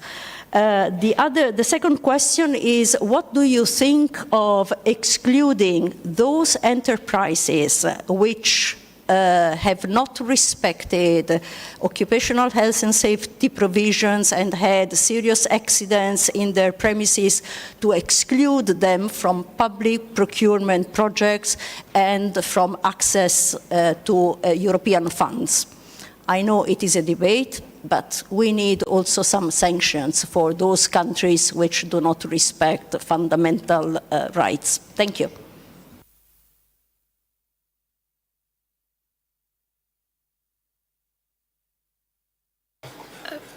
Köszönjük szépen. Claude? Thank you very much, Claude. Just very quickly, health and safety at work is at the heart of the trade union movement in Europe. There are 3 reasons. This is the foundation of our historical construction as trade unions. We are aiming at the safety of workers at work. And secondly, in the social domain, the competency of the most important one for the European Union.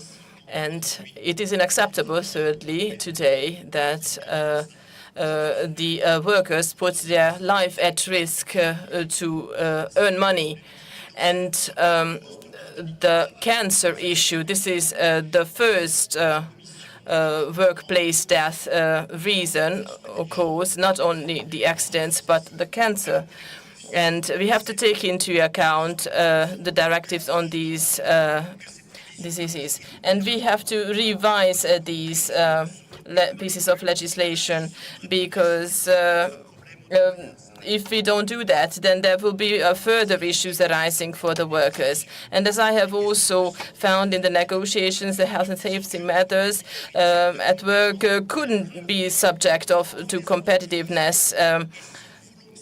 And if we want to avoid these issues, the only way to do that, to legislate at the European level. And that means we will gain important control in all of the companies and enterprises in all of the European states. And then finally, when it comes to health and safety, we cannot cheat these rules. We cannot make mistakes. How do we compensate the victims? It's very difficult. The alpha and omega of everything in this regard is the prevention, and every illness and every accident is due to the fact that we didn't prevent well enough.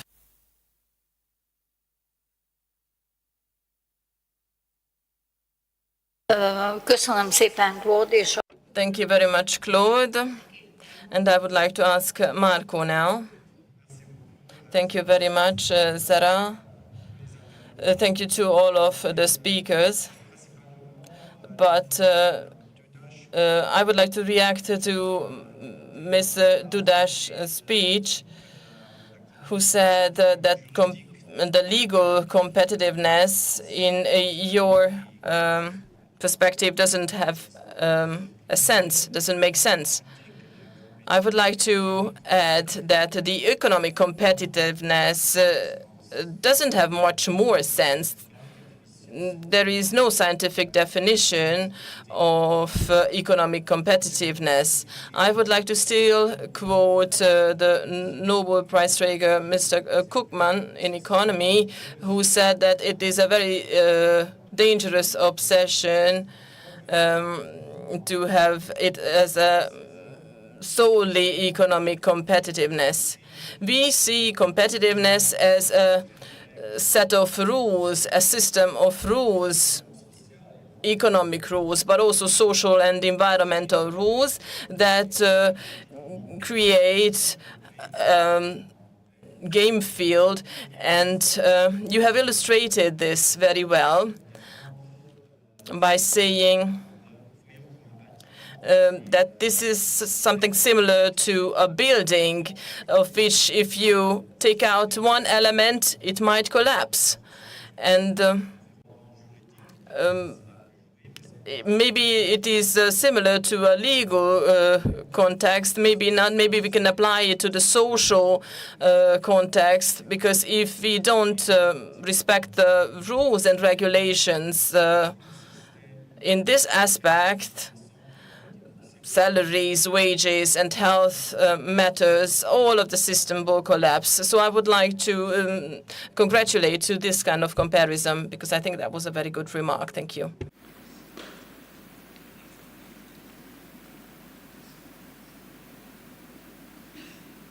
Köszönjük szépen.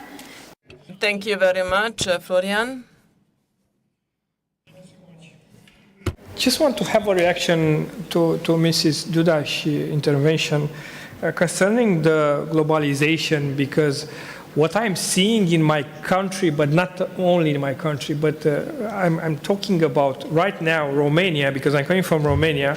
Well, I'm seeing that thousands of children are growing alone right now because their parents are working abroad. I'm seeing that those children will highly be a social risk in the future on the expenses of the country for the sake of competitiveness. My guess and my position concerning this global obsession about competitiveness is that we are paying the competitiveness with our health. And if you are looking right now at the health state of the working force in the EU, well, you will see that in some countries it's quite worrying.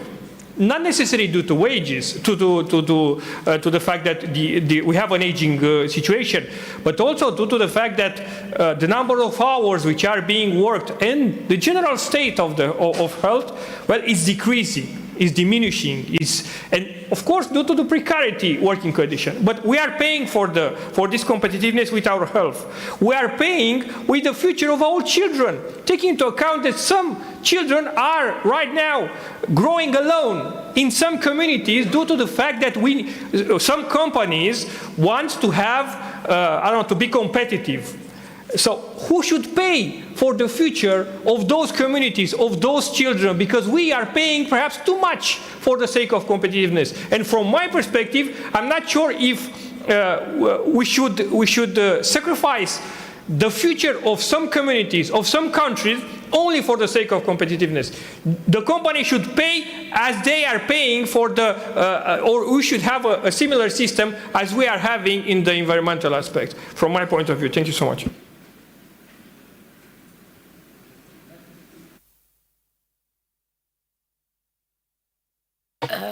Köszönöm én is. Thank you. José Antonio. Thank you very much. I'm sorry to be late, but my plane was delayed. But I want to ask a question. During last year, during the Spanish presidency, we received a request, exploratory opinion request, to talk about precarious work and mental health at work. So we developed an opinion. I was the rapporteur, establishing the clear links between mental health and precarious work. But at the end of our opinion, one of our conclusions was the need to develop a psychosocial risk directive in the same line with the European Trade Union Confederation, because we do need that, we do understand that the complete vision, the updated vision of the health at work, it has to imply to deal with the mental health. So I want to know what is your vision about this, all of you. Thank you.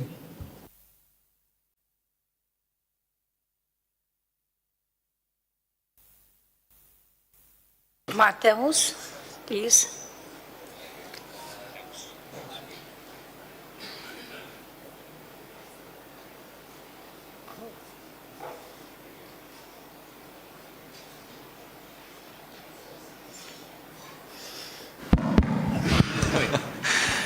Thank you. I think I'm eligible to speak in Polish.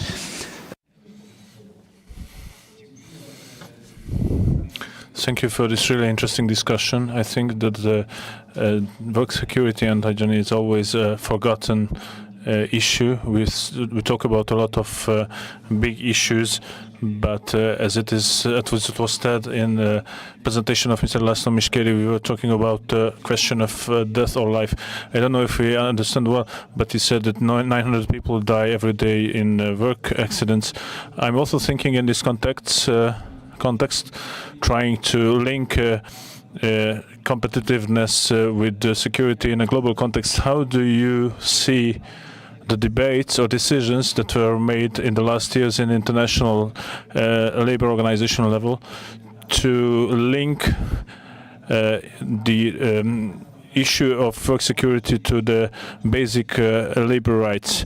Do you think that this can bring an improvement, or this decision, does this decision on a global level would change the approach of employers locally here in Hungary? And the other question is whether in Hungary these key international conventions about work security are ratified, and how these the ratification of this condition of ILO conventions could be promoted, especially those related to work security, or what should the EU done in relations with third countries, maybe in trade agreements. This topic should be addressed, and do this this kind of work could bring some effects. Thank you.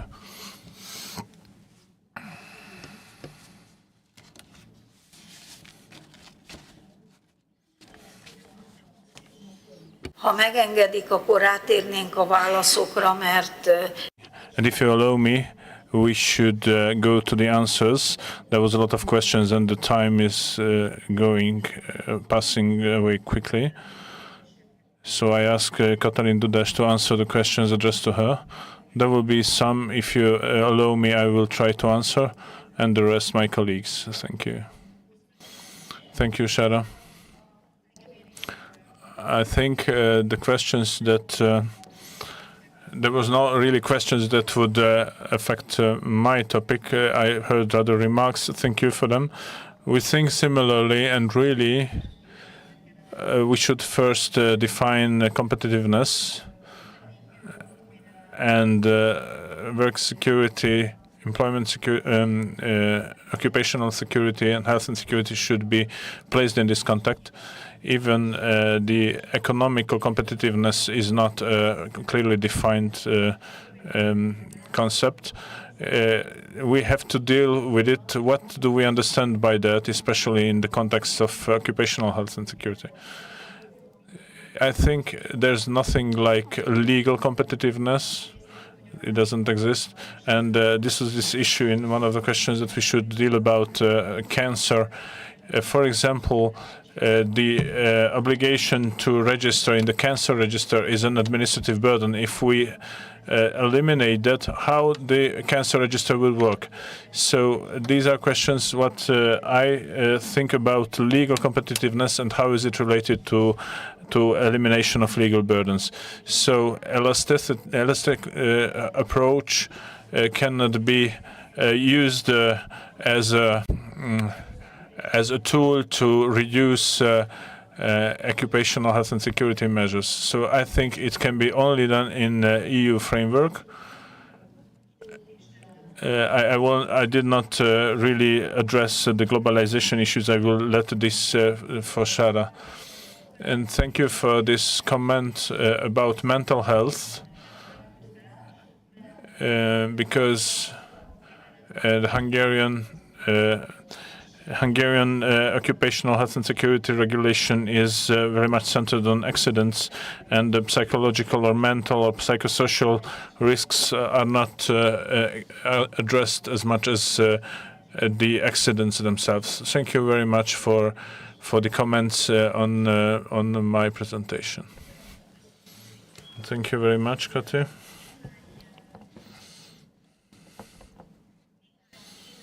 A few questions were raised on the presentation of Mr. Mishkeri, and also questions that have legal aspects that Gabor talked about. So please share. So the floor is yours.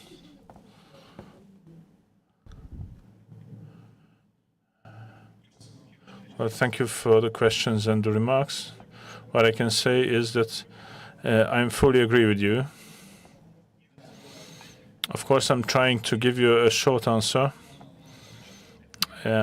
on the questions that were raised. First of all, I know perfectly the French and the Italian law, so I know perfectly the Spanish law. There's a lot of cases where my colleagues, lawyer colleagues, have perfectly described how the system works. But at the moment, in the European Union, we like it or not, there is no unique regulation. If there is a transboundary issue, of course, EU is that everything can work in another country, but if there is a problem, then nothing happens. Then you can do what you want or what you can. This is what we talk about. I cannot stress it easier. And it's not only the employer left for himself. It's not even guarantees for him that he can get home to get what he's entitled for in his country. With the mental problems is typically something like that. In Hungary, I have to say, there is a practice for addressing the psychosocial illnesses. It can be done, but it's very difficult. There's no regulation on the EU community level which would say what the member states have to provide, especially if we talk about transboundary services. You talked about the companies that do not respect the rules and to exclude them from tenders. I agree, absolutely. But in a lot of cases, this is played with a chain of subcontractors, with a large number of subcontractors. At the moment, we have to think about how would it be worthy to regulate what kind of subcontractor chains can employ, what kind of subcontractor employed. Maybe we will win a tender, but there will be a 22nd subcontractor who will do actually the job, and he can do it cheap, but he will put into risk the health and security of the employees. It would be no sense of excluding the 22nd subcontractor. In this field, you have to elaborate some regulation and put some proposals. I think also some kind of mandatory insurance would be necessary. If we can, if the European Union regards the vehicle responsibility insurance so important that a Spanish, for example, person in Hungary can have an accident, then his insurance company in Spain will pay for that. But if something happens to an employee, then no one will pay. Laszlo, thank you. Again, the time has gone, and so if I start to talk, it will never end. So if you talk about the cancer risk, I will be very short, I promise. In terms of cancer, it's a very important problem, very hard problem. The regulation is changing because the threshold values are going down. The asbestos is one of the main sinners is eliminated. It should be zero. I said zero. They just looked at me. It's not impossible. Some threshold should be. I keep saying zero. We say now that it's one fiber is allowed, but what happens if this one fiber goes to the organism? It can launch a cancer process. We should exclude with the individual protection devices. We have to exclude that even one fiber should get to the organism. This is all the time I had. Thank you very much for the colleagues raising questions. I grouped, if you allow me, we have our time is over in 3 sentences. What Franca and Jose Antonio mentioned, the question of mental health. This is the flagship of the Hungarian program. And psychosomatic illnesses, in most part, are these, from cancer to heart diseases. We have talked about the percentages about that. The other very important thing is that there are legal cartels for the protection of employee health. WHO, ILO, 161 directive or EU 391 directive. There's a lot of norms. The problem is that they are not kept. The countries do not keep these regulations. One of the colleagues, maybe Mateusz, asked if Hungary has signed the ILO agreements. We were between the first 3 countries who signed it, and our law on employment protection is based on that. The other question is that our colleague Florian raised. If we could, we should submit our health to competitiveness. My opinion on that is we have to raise the question whether economy is for humans or humans are for economy. And this is how we will get the answer. I think economy is for people and not the other way around. So here there's one more important issue was raised. If what is the sense of competitiveness? It has an economical sense, but it's not. It doesn't serve for deteriorating human health. A Hungarian writer who was also a doctor, Laszlo Németh, he said that the real strength of a society lies not in its rocket-like talents, but in the values of ordinary people working at ordinary tasks in society. And I think it's it should be kept in our hearts. We have to work to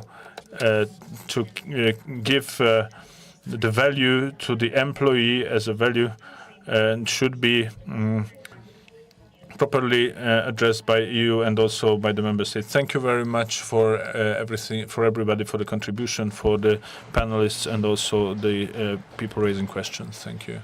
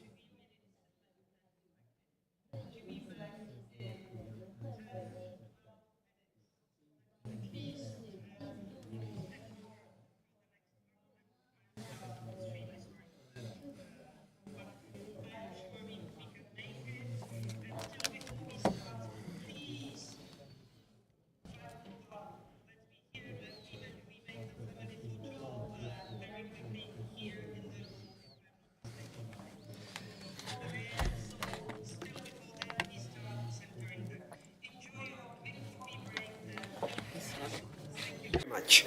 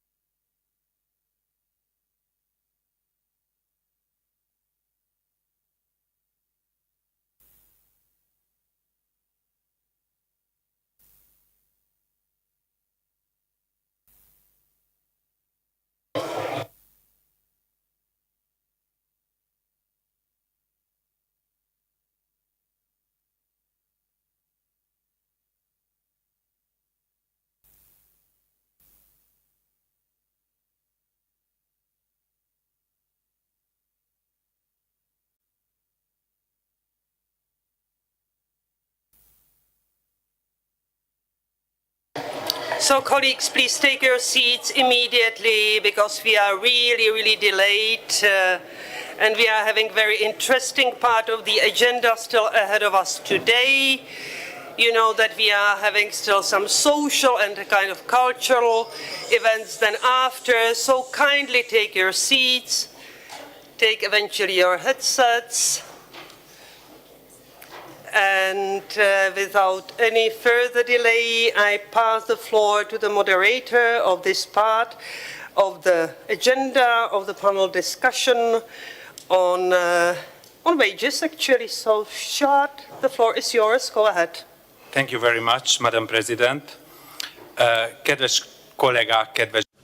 Dear colleagues, dear friends, I would like to warmly welcome all of our guests and those interested at the topic of our meeting, and all of you who are following us at the web stream. I would like to also thank the National Federation of Workers' Councils and its head, Imre Falkovic, for making it possible to me to participate. My name is Szilárd Podruzsik, economist, PhD, and I am delegated as a Hungarian member to ESC, and I'm moderating this session. Please allow me to introduce the participants of the panel. Imre Szilárd Szabó, Vice President of the National Confederation of Workers' Councils, and then György Lajtai, economist, trade union wage negotiator, and József Hőrjes Gábor, co-president of the Democratic League of Independent Trade Unions and president of the Federation of Public Service Trade Union in Water Supply. Now I would like to continue in English. 19th century, the encyclical of Pope Leo XIII, Rerum Novarum, set out important principles on workers' rights. The encyclical stresses the notion of fair wages, which ensure a decent living for workers. The wage must be of a sufficient amount to cover the basic needs of the worker and their family, including food, housing, clothing, and other necessities. The encyclical therefore demands the employers provide wages that are fair and sufficient to enable workers to ensure decent living conditions, not only for themselves, but also for their families. Implicitly in this principle, in the idea that there must be a minimum wage that all workers must receive in order to live a decent life. Although the Rerum Novarum does not specifically articulate the concept of a minimum wage in the modern sense of the word, the general spirit of the encyclical and its principles of just wages foreshadow the importance of the idea of a minimum wage in ensuring social justice. Another good example of the minimum wage issue in Hungarian literature is the novel Be Faithful Unto Death, written by Zsigmond Móricz, which has been translated into 20 languages and is set at the beginning of the 20th century. Misi Nyilas, the protagonist of the novel, is a poor student from Debrecen whose family lives in rural poverty. His father is a simple teacher, but his salary is only enough for the bare necessities. Misi is often warned to save the little money he receives from home because the family carefully saves every penny for his education. The novel vividly portrays the situation of low-income earners, poverty, the limited power of minimum wages of the time, and the struggle to make a living. And here we are in the 21st century. The EU Minimum Wage Directive is important on several levels, aiming to improve working conditions and guarantee a wage that ensures a decent life, especially for low earners. The directive helps to reduce economic inequalities through transparent regulation, while strengthening social dialogue and collective bargaining, improving job security. It also aims to strengthen the social dimension of the EU by introducing common minimum standards. By 2024, depending on the economic situation in the member states, the challenge is to increase minimum wages and strengthen social dialogue, highlighting the limits of a one-size-fits-all approach and the need for local adaptation. The question addressed now to our panelists is as follows. How do you assess the impact of the European minimum wage on workers? From now on, I will continue in Hungarian again. Before I would like to ask the first participant of the section, I would like to let you know that the time that you have available for your participation is 10 minutes. After the speech of the respective participants, we will open the debate and we will provide opportunity to the people present to contribute to the topic and to ask questions to the three speakers of our panel. First, I would like to ask Imre to introduce today's topic. He is Vice President of the National Confederation of Workers' Councils, as I have mentioned before, and in the recent months he has played an active role in bargaining minimum wages, and he has published many publications in the topic. How do you see the change of minimum wage in the light of the new directive? Maybe you could also shed some light on the Hungarian situation. I would like to welcome all of you. I would like to touch upon labor law aspects most of all, and also the implementation of the directive, and limit myself to 10-12 minutes. So I would like to shed light on the main focus points with regard to the directive. These are still problematic issues everywhere, and I would like to touch upon questions that represent challenges in Austria, Sweden, Bulgaria, and Hungary at the same time. I will be followed by Jörg Lajtai, who will be speaking about the economic aspects of these challenges. So our both presentations will be connected, but if I may change my slide, and at this point I might need some technical help, please. So the first question is, what are the objectives of this directive? And here we should mention that the directive has an important objective. It has been quite dissolved in its content. It has undergone so many political compromises that the end result is a version lacking of real norms. But if we are looking at the hard part of this directive, that could be problematic, maybe, or at least as compared to the original objectives, we don't really see the connection between the directive, the result, and the plans. Of course, there are still some tangible consequences that show the harmonization in every country. The directive aims to improve working and living conditions in the European Union by establishing a framework for many things, which could be summarized as providing pillars for statutory minimum wages, promoting collective bargaining. So it vitalizes this collective bargaining, and thereby promoting social dialogue and move it on from that standing point where it has rested for decades everywhere in Europe, and to enhance the effective access of workers to their rights and to minimum wage protection where provided under national legislation and or collective agreements. We also have to mention what the directive doesn't regulate, what it doesn't aim at. Well, it is quite obvious that there is no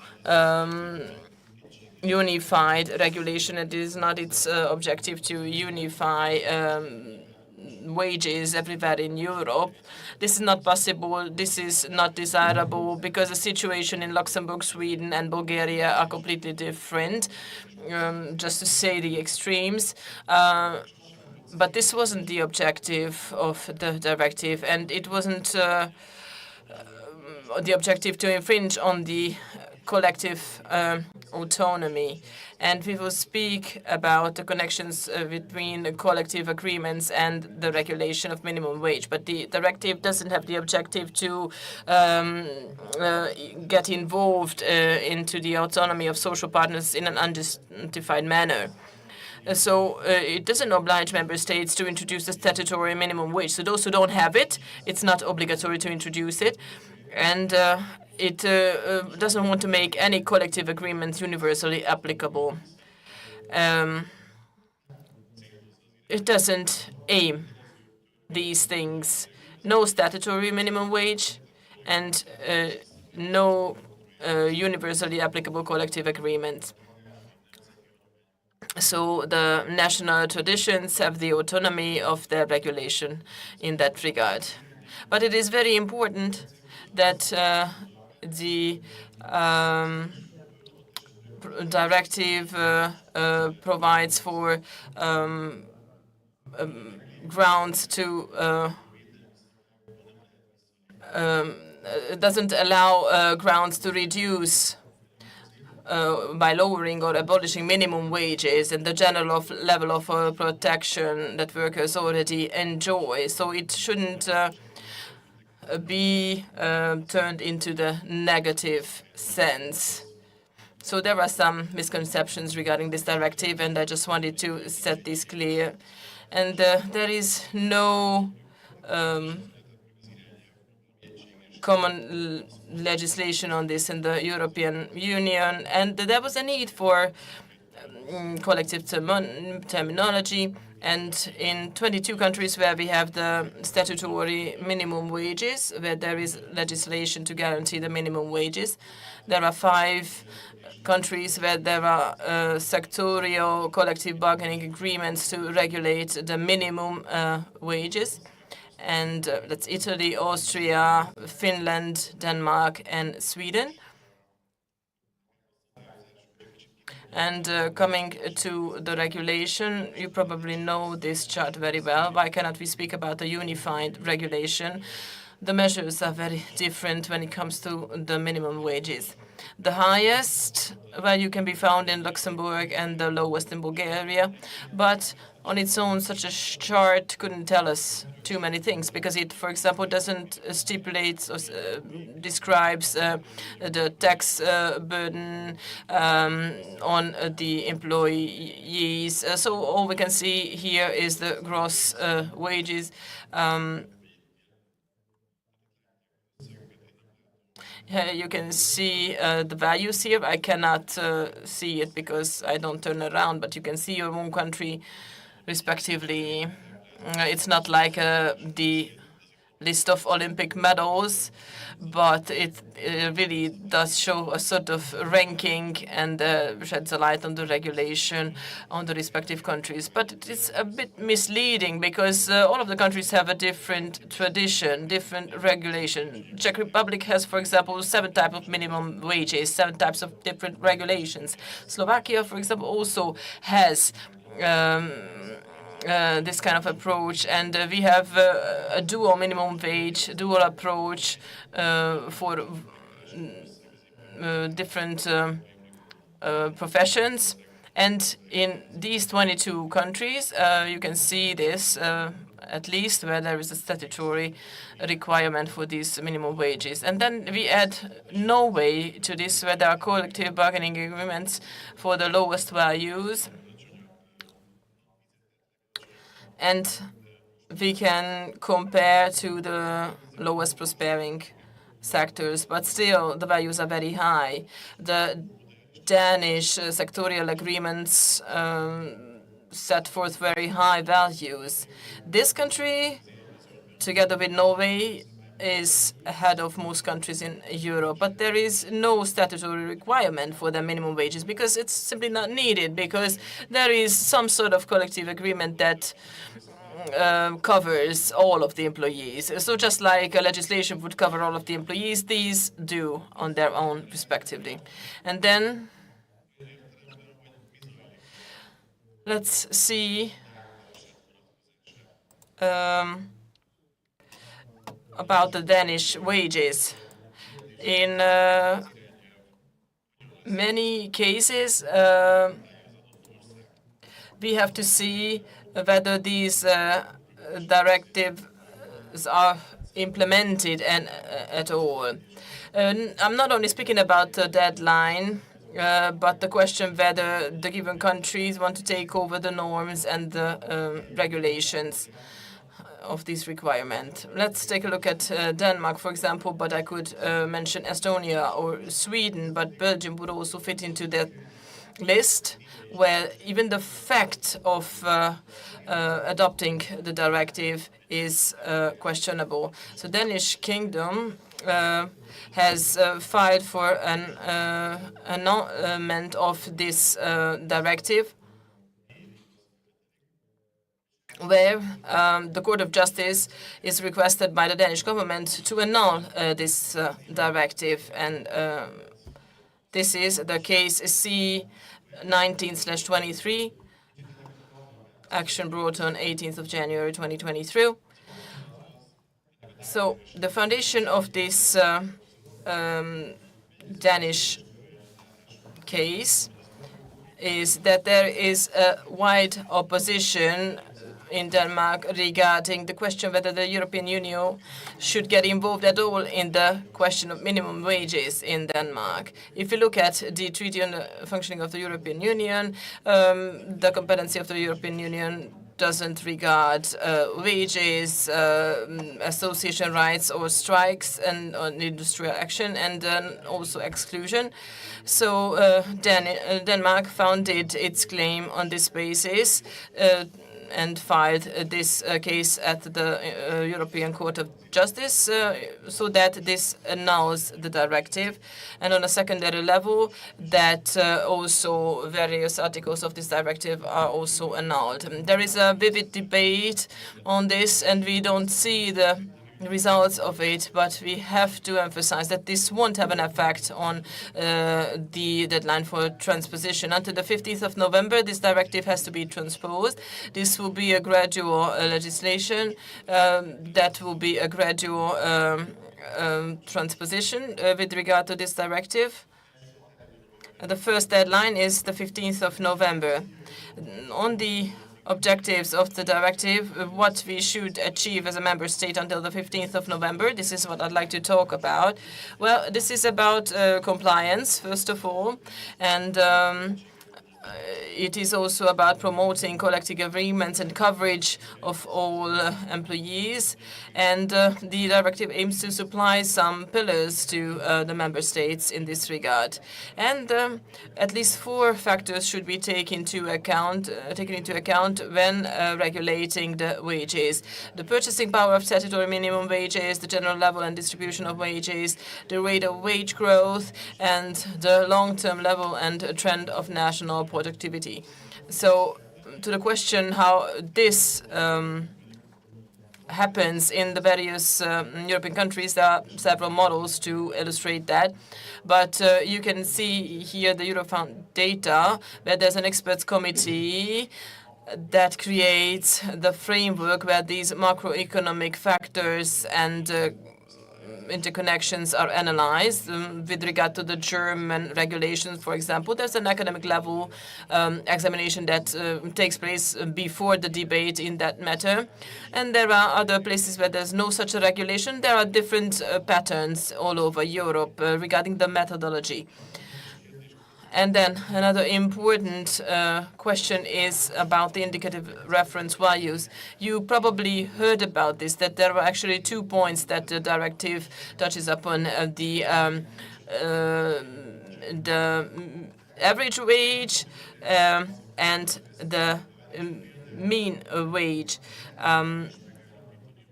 We can actually define the minimum wage by making it depending of the average wage or the median gross wage. And even average wage is interpreted in different ways in the respective countries. So when it comes to transposition, the different statistical databases show different results because we see completely different results for minimum wages in Hungary, Slovakia, and in Germany, and the terminology is not the same. Do we speak about wage or an average fundamental wage? So how can we draw comparisons? If we see that we project this on 55–60% of the average gross wage, we can still not be sure whether this is the same grounds for comparison in every country. Now to the action plan, and the member states have to draft an action plan in order to increase the coverage of collective bargaining. And it is not the objective to have the 80%, but even a collective bargaining coverage means completely different things in the various countries. What do we understand by the collective bargaining coverage? Usually these agreements are concluded on company level, but these have a very small scope. The extended model that is applied widely in Europe has, again, a different context. Here you can see the comparison about the scope of collective bargaining agreements, but this is not a qualitative indicator. This is a statistical service here, but a collective bargaining agreement in Hungary means a completely different thing than in Slovenia, for example.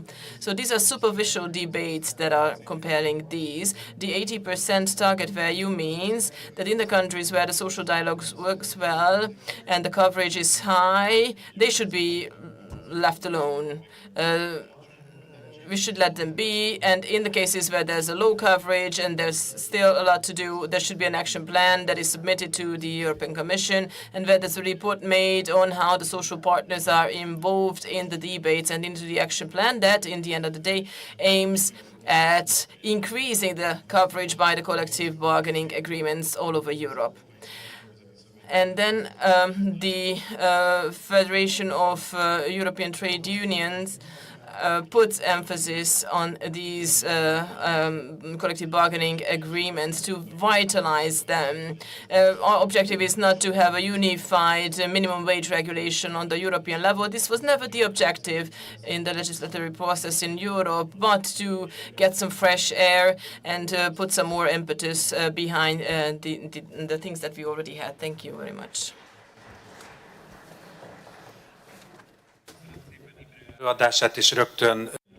Thank you very much to Imre for his presentation, and I would like to turn to György for sharing the importance of this new directive.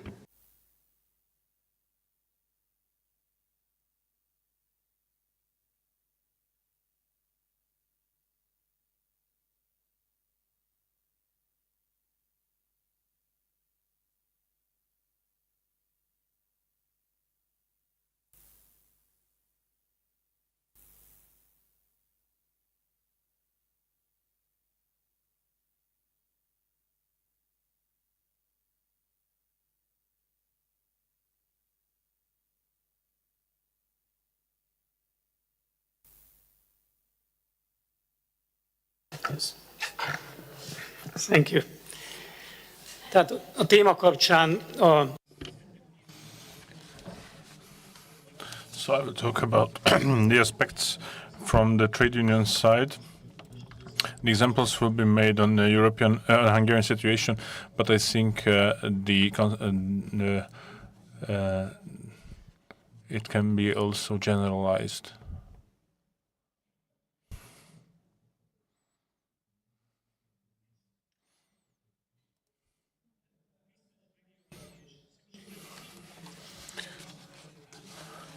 about the financial covering of honest wages in Hungary. There's no social consensus, but I have some thoughts, and a lot of us have, that what is the purchasing power of the minimum wage in Hungary? It is high below the costs of living. According to this calculation that was checked by the correctness of which was proven by organization of a trade union in a rubber factory in the countryside.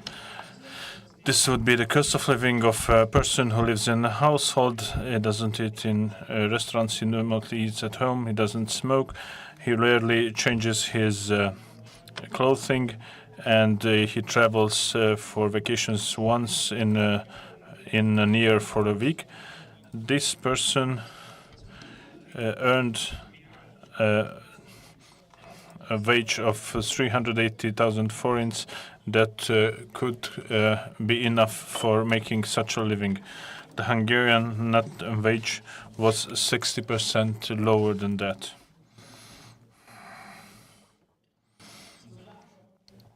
This table shows us on an Austrian basis the wage purchasing power on parity. This would be the role of the minimum wage to help the unification of the labor market in the European Union and to avoid too much migration between the regions. Between 2010 and 16, the average annual wage purchasing power has decreased in Hungary by 1.6% in comparison to Austria. In most of the countries in the region, the wages have became closer to the Austrian, but this was not the case in Hungary. The result in Hungary from 2011, the emigration of employees. For 2016, 600,000 Hungarians worked in Western European countries. So 13% of Hungarian employees looked for a job abroad and found a job abroad.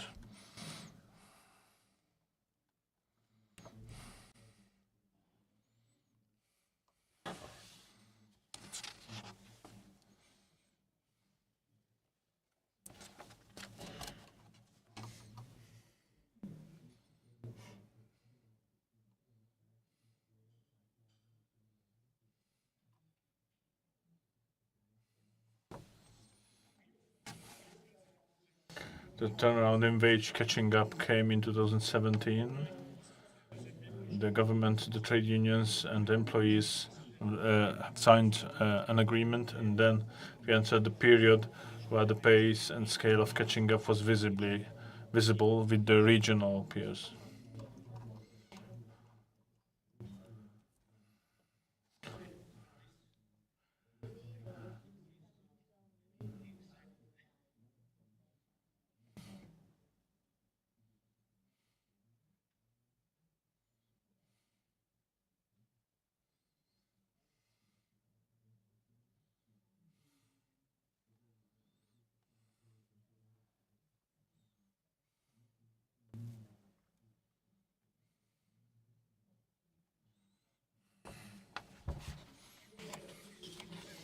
Between 2010 and 2023, the catching up, due to the wage minimum increases, had a role. While between 2010 and 2026, the increase in the wage was 6.6%. It increased to 11.2 between 2017 and 2023, so almost doubled. In Hungary, there's a specific feature of a dual statutory minimum wage, and as one, this can be seen, the increase of the guaranteed wage minimum for skilled workers has played an even more pronounced role in wage catching up than the minimum wage.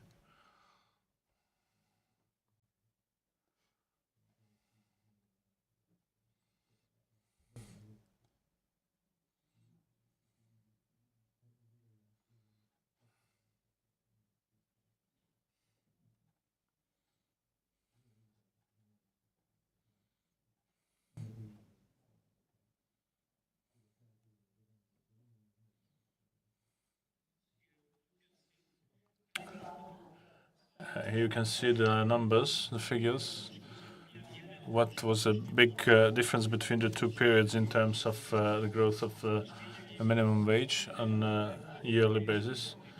And this was due to what in this period there was such a big jump in catching pace.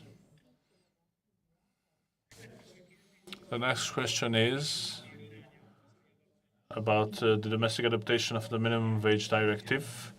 Have we reached the period of wage consolidation when it is sufficient to rely on the trade union golden rule on the slide to determine the annual wage dynamics? As you can see here, inflation and productivity growth. My answer is no. We here in Hungary are still in the catching up phase. The high degree of inequality in the wage distribution and the entrenchment of inequality is reflected in the low ratio of median wages to the average. That's how it is presented by science. And this is consequently around 75%, which is far beyond the over 80% of the region, which is there increasing. In our country, this value is stagnating. Here's another figure.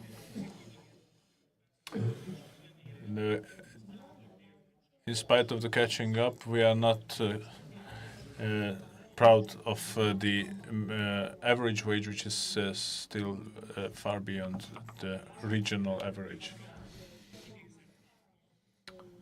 Another frequently quoted table is that there is sources for wage catching up over inflation. This is what this tries to give an answer for. Yes, there are sources for that. The share of labor income in gross domestic product in Hungary between 2011 and 2021, it was the only country where it was decreasing by more than 3%. In most of the countries, there was an increase. Another figure is about the wages and the profit proportions long-term trend. It also shows that there's an extra profit formation in the capital side due to low wage levels. Here the red color shows the profit change and the blue shows the wages change. But in the 29 quarters since 2017, the growth rate of profits has outpaced that of wages, and most notably during the period of the inflation spike. Mostly in that period was that the most visible.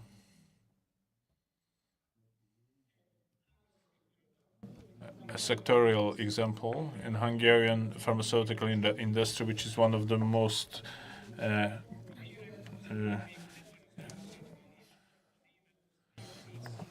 competitive industries. Here the wages are like 1/3 of the German and Austrian or Italian levels. Not because the domestic pharmaceutical sector cannot pay higher wages. The relationship between the average wage cost level and the profit margin is inversely proportional. Low wage levels have high profit margins, higher wage levels have lower profit margins. So this is clearly visible. The macroeconomical forecast of the National Bank of Hungary also shows that there is room for further wage catching up. The projected by the bank pace of average wage growth exceeds the inflation-adjusted productivity level. The central bank does not expect inflation to run out of control as a result. What is happening is that the wage cost GDP ratio is becoming more favorable from the perspective of wage earners. What do the former figures have to do with the minimum wage directive? Is that the adoption of the recommendation for minimum wage rate of 50% of the regular average wage, which the government foresees for 2027, will improve the chances of catching up. However, the prospect of catching up is undermined if this is accompanied by the gradual abolition of the wage advantage of the statutory guaranteed minimum wage, the professional minimum wage, which is unique in Hungary, which is also part of this proposal.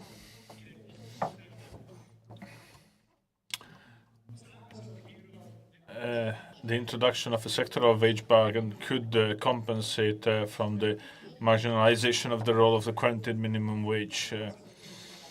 Sectoral wage agreements tend to focus on the wages of skilled workers. The sectoral wage bargain takes into account the performance, profitability of the sector. It is able to assess the cost-bearing capacity of companies in the sector more accurately than the national minimum wage negotiations that have often poorly detailed information background. It's a common interest of the negotiating parties to limit the competitive advantage of a market based on depressed wage levels. And last but not least, sectoral wage bargaining opens up more scope for the trade union lobbying. In the context of sectoral wage bargaining, the strengths of unity and the sense of solidarity are more tangible. It becomes clear that the capacity to lobby is proportional to the size of the membership. But there's a big question mark.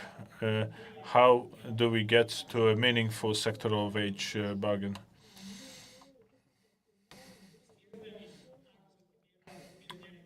The public sector employees side, the government could set a good example in establishing an effective sectoral wage bargaining. But today, the sector wage statistics show clearly that wage levels are either permanently lagging behind the competitive sector, like education, culture, or social care, or are only adjusted to it with a long delay under the temporary basis.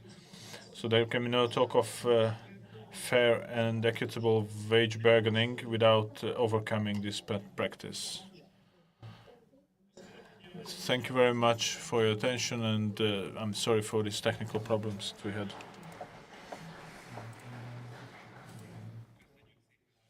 Thank you very much for the presentation of György Lajtai. And our next panelist is József Füriyes Gábor, whom I ask, and I don't want to be rude, but I would like to ask you to, if you could stress your 10 minutes presentation in 5 minutes, and we should have some time for the colleagues to ask questions. So thank you very much. It's very difficult for me that I have to talk this short time, because I normally tend to talk a lot. But now, of course, I will try to do my best to stress myself. I want to talk here as a practical employee and also a trade union activist. I'm a part of doing this volunteering job. I also work, so I feel it on my own life how the things are going. This proposal, we think it's one big experiment in the Hungarian practice. The projected increase of minimum wage will affect like 1 million people or 1 million families. It is not a small, not a secondary question that the life conditions should have to increase. And then this forum of social debate for a long time, it needs strategical changes, especially talking about its culture. It doesn't work in a way that is seen in the Western European practice. I think that in the sectoral dialogue committees do not perform their role. They are inactive. and the discussions between employees and the employer side doesn't produce the effects that were intended when this forum was created.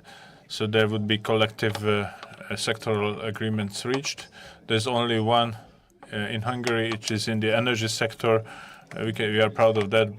The water works and drinking water sector, sewage clearing and so on sector where I'm working. More than tens of thousands of people are working there. Without this, the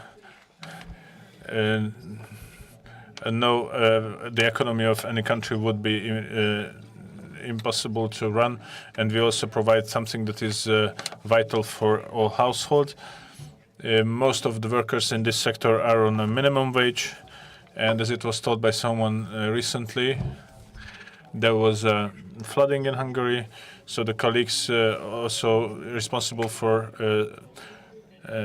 flood protection, they also belong to us. They worked a lot with the floods now. I would say 60% of them are on a minimal wage. So we think it's extremely important that this increasing of this minimum wage should show a proper tendency, and it would create better conditions for the employees. As about the local collective agreements on the workplace levels, they do not perform. If someone works as a trade union activist, also as an employee, if there is no emotional intelligence present, then the situation of this person could be in doubt. And then this collective agreement negotiated by these persons will not perform properly. What Hungarian employees articulate as their need is that there should be more collective bargaining, and it would be the sector would have to decide what is the value of what they do and what they produce. And also we have to know that the rule, so-called rule, that people living on the east should have to earn less than those living in the west, this is a long time not working. There's internal migration. It's not enough for the people that in the east the sun goes up earlier and in the west sun sets later. They move, they go to the west to earn bigger wages. In such a situation, the biggest challenge for the employers is, let me quote Mr. State Secretary, the biggest challenge is to provide workforce, and it's not just a problem of training system with the dual testing, but also that we have to pay wages that are realistic in terms of market values. This is the only thing that motivates employees to choose a proper workplace or to stay on workplaces that provide them proper conditions of living. The Hungarian labor code, since its 1992 change, it created a dual form of dual bargaining, where there's on the one workplace there's the institution of the collective bargaining. This cannot perform its role. The two organizations in one workplace, they don't have enough jobs that they could share. There's a lot of rivalry. Instead of working, it's mostly about conflicts between interests that takes most of time. So I think that what we have to expect is that from the employee side, there will be an expectation of raising the minimal wage and to get the same increase of wages that can provide proper living conditions. And we can hear it from others that it's a question of productivity. There's a lot of tricky things in it, but this will the factor that will mostly show how in the future this kind of directive will work in the Hungarian practice. It was very difficult for me to stress it, to talk so little about that. I could talk a bit more, but I think this is how I could stress how does this directive draft look like from the perspective of the employees? Thank you, Josef, for this complex presentation in a very short time. We have 5 minutes remaining, not more, 5 minutes. We're expecting questions and comments.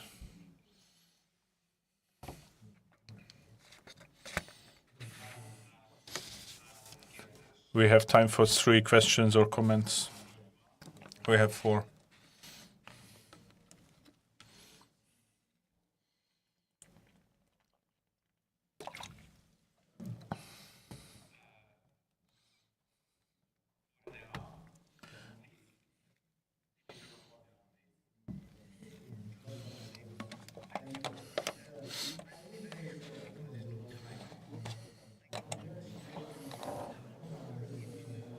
Hungarian. I didn't understand very clear.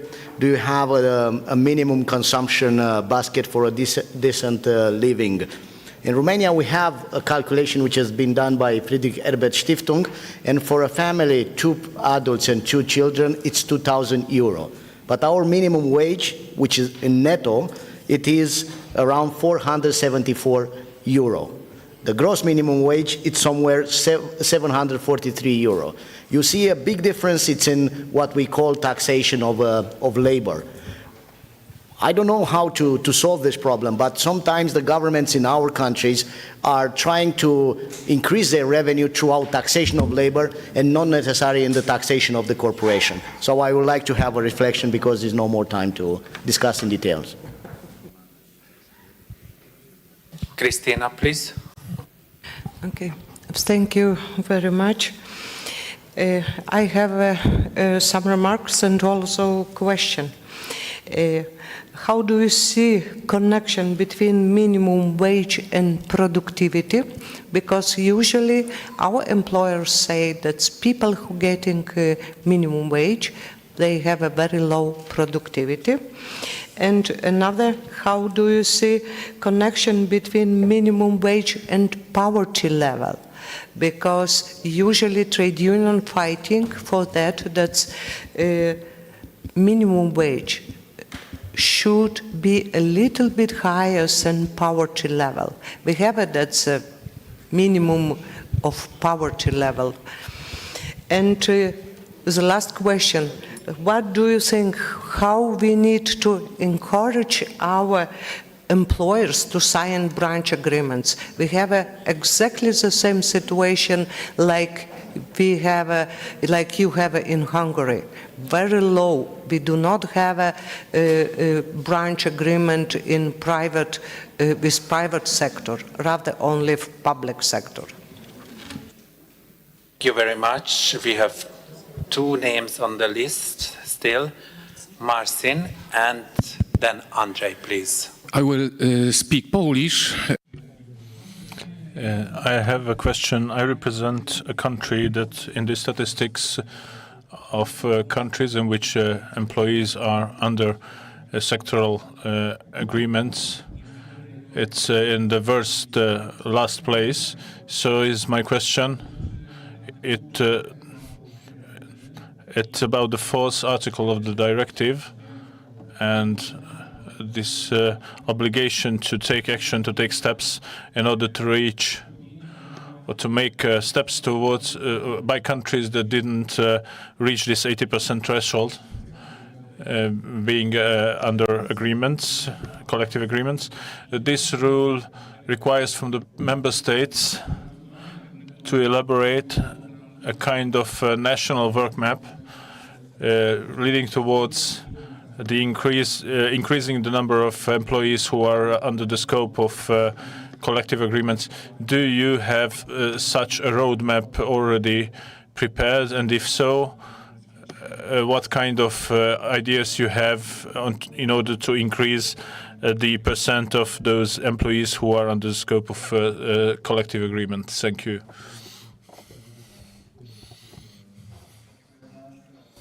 For your presentations, it was very interesting.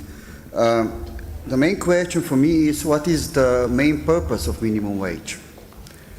Because we heard a lot about the difference between in countries, but from my point of view, the main purpose of the minimum wage must be that the minimum wage cover the minimum cost of living. Not to be more than the poverty, but to cover the minimum cost of living. So the question for my side to you is any study, research, comparing different level of minimum wage, comparing with the minimum cost of living in each country? That's first question. The second question which I have, because the directive of minimum wage have two parts. One part is wage, and another part is collective bargaining, collective agreements covering. And the second question which I have is any relations between collective agreement coverage and the level of minimum wage in the European Union. And doesn't matter if this is on the statutory minimum wage level or on the collective agreements. So is there any relations between that? Thank you.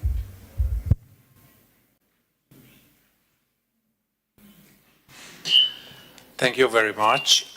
I think we have only 3 minutes to maximum for the answer. I would like to ask first Imre to reply for your questions and comments, and then György, and finally József has the possibility to answer for you. Thank you. I would simplify my answer from a legal point of view regarding this collective bargaining question. To what extent this system is spread in the respective countries, it is defined based on two factors. One of them is the detailed character of the labor code of the member state. The more detailed such a labor code is, the more negative impact it has on a collective bargaining agreement. In the post-socialist countries, there's a detailed labor code, and it aims at regulating everything. This on its own is already working against collective bargaining agreements. And the other question is what this law allows for, what kind of deviation it allows for the collective bargaining agreement to deviate from the legislation, and what kind of flexibility does the employers. If the collective bargaining agreement is already, or if the labor code is very detailed, there is no interest in having collective bargaining agreements. But if there is a lack of regulation and detail, then there will be a need for collective bargaining agreements. This is just as simple as that. And we, trade unions, usually work for improving the labor code and adding more detail to it. But at the same time, we practically go against the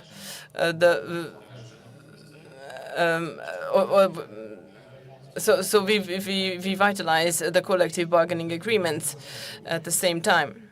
So when there's a labor lawyer of Western Europe who we are trying to explain the labor law of post-socialist countries, they don't understand why it is so detailed.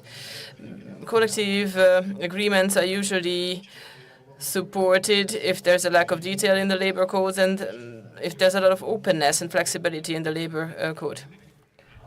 Let's listen to György. Rendkívül nehéz. It is highly complicated to answer all of these questions, but there are three objectives of the minimum wage: the threshold for making a living, and then to reduce migration. And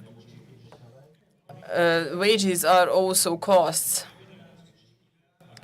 And there's also an expectation to see what the less productive companies can actually produce, those who can only afford the minimum wage to their employees. There are sectors that are considered the lowest wages, wage sectors. So it is very important to take into account the threshold for making a living if you consider the minimum wage. And it's very complicated, of course, to calculate this, but there's a very good example, which is called the living wage calculation from the Anglo-Saxon territory, but this calculation hasn't made it to most of the countries of the European Union, although there's a dire need. If he has a few words to share with us, please. On a domestic level, the increase of minimum wages is important because in the past years we could sense that the mandatory minimum wage increases have yielded an increase in income in the various sectors. Then, in normal cases, due to local collective bargaining agreements, because the mandatory wage increase has supported wages from below. Some surveys show that it has even reached median levels, and it has become mandatory to increase wages in various jobs. And the employers have also said that they have allowed for increases that wouldn't have been allowed by collective bargaining agreements. To tell us something in one sentence, really. Yes, just to conclude, collective bargaining agreements, it is not a quantitative matter, but rather a qualitative matter. That's what it should be. So the coverage percentage doesn't tell us a lot, but what is in it? What's the quality of these agreements? It's not the percentage that brings us forward. Session, and I think I need to turn to Madam President to give us the final words. Thank you. Thank you very much. Thanks to all the panelists. I mean, it's really a pity that we didn't have a bit more time for debate, because, I mean, I would have a lot of questions and comments. But anyhow, thank you very much, all the panelists, and thank you, Szilárd, for wonderful moderation of it. Let me start by thanking just now the interpreters, because they were really flexible and they gave us a few extra minutes, so thank you very much for this.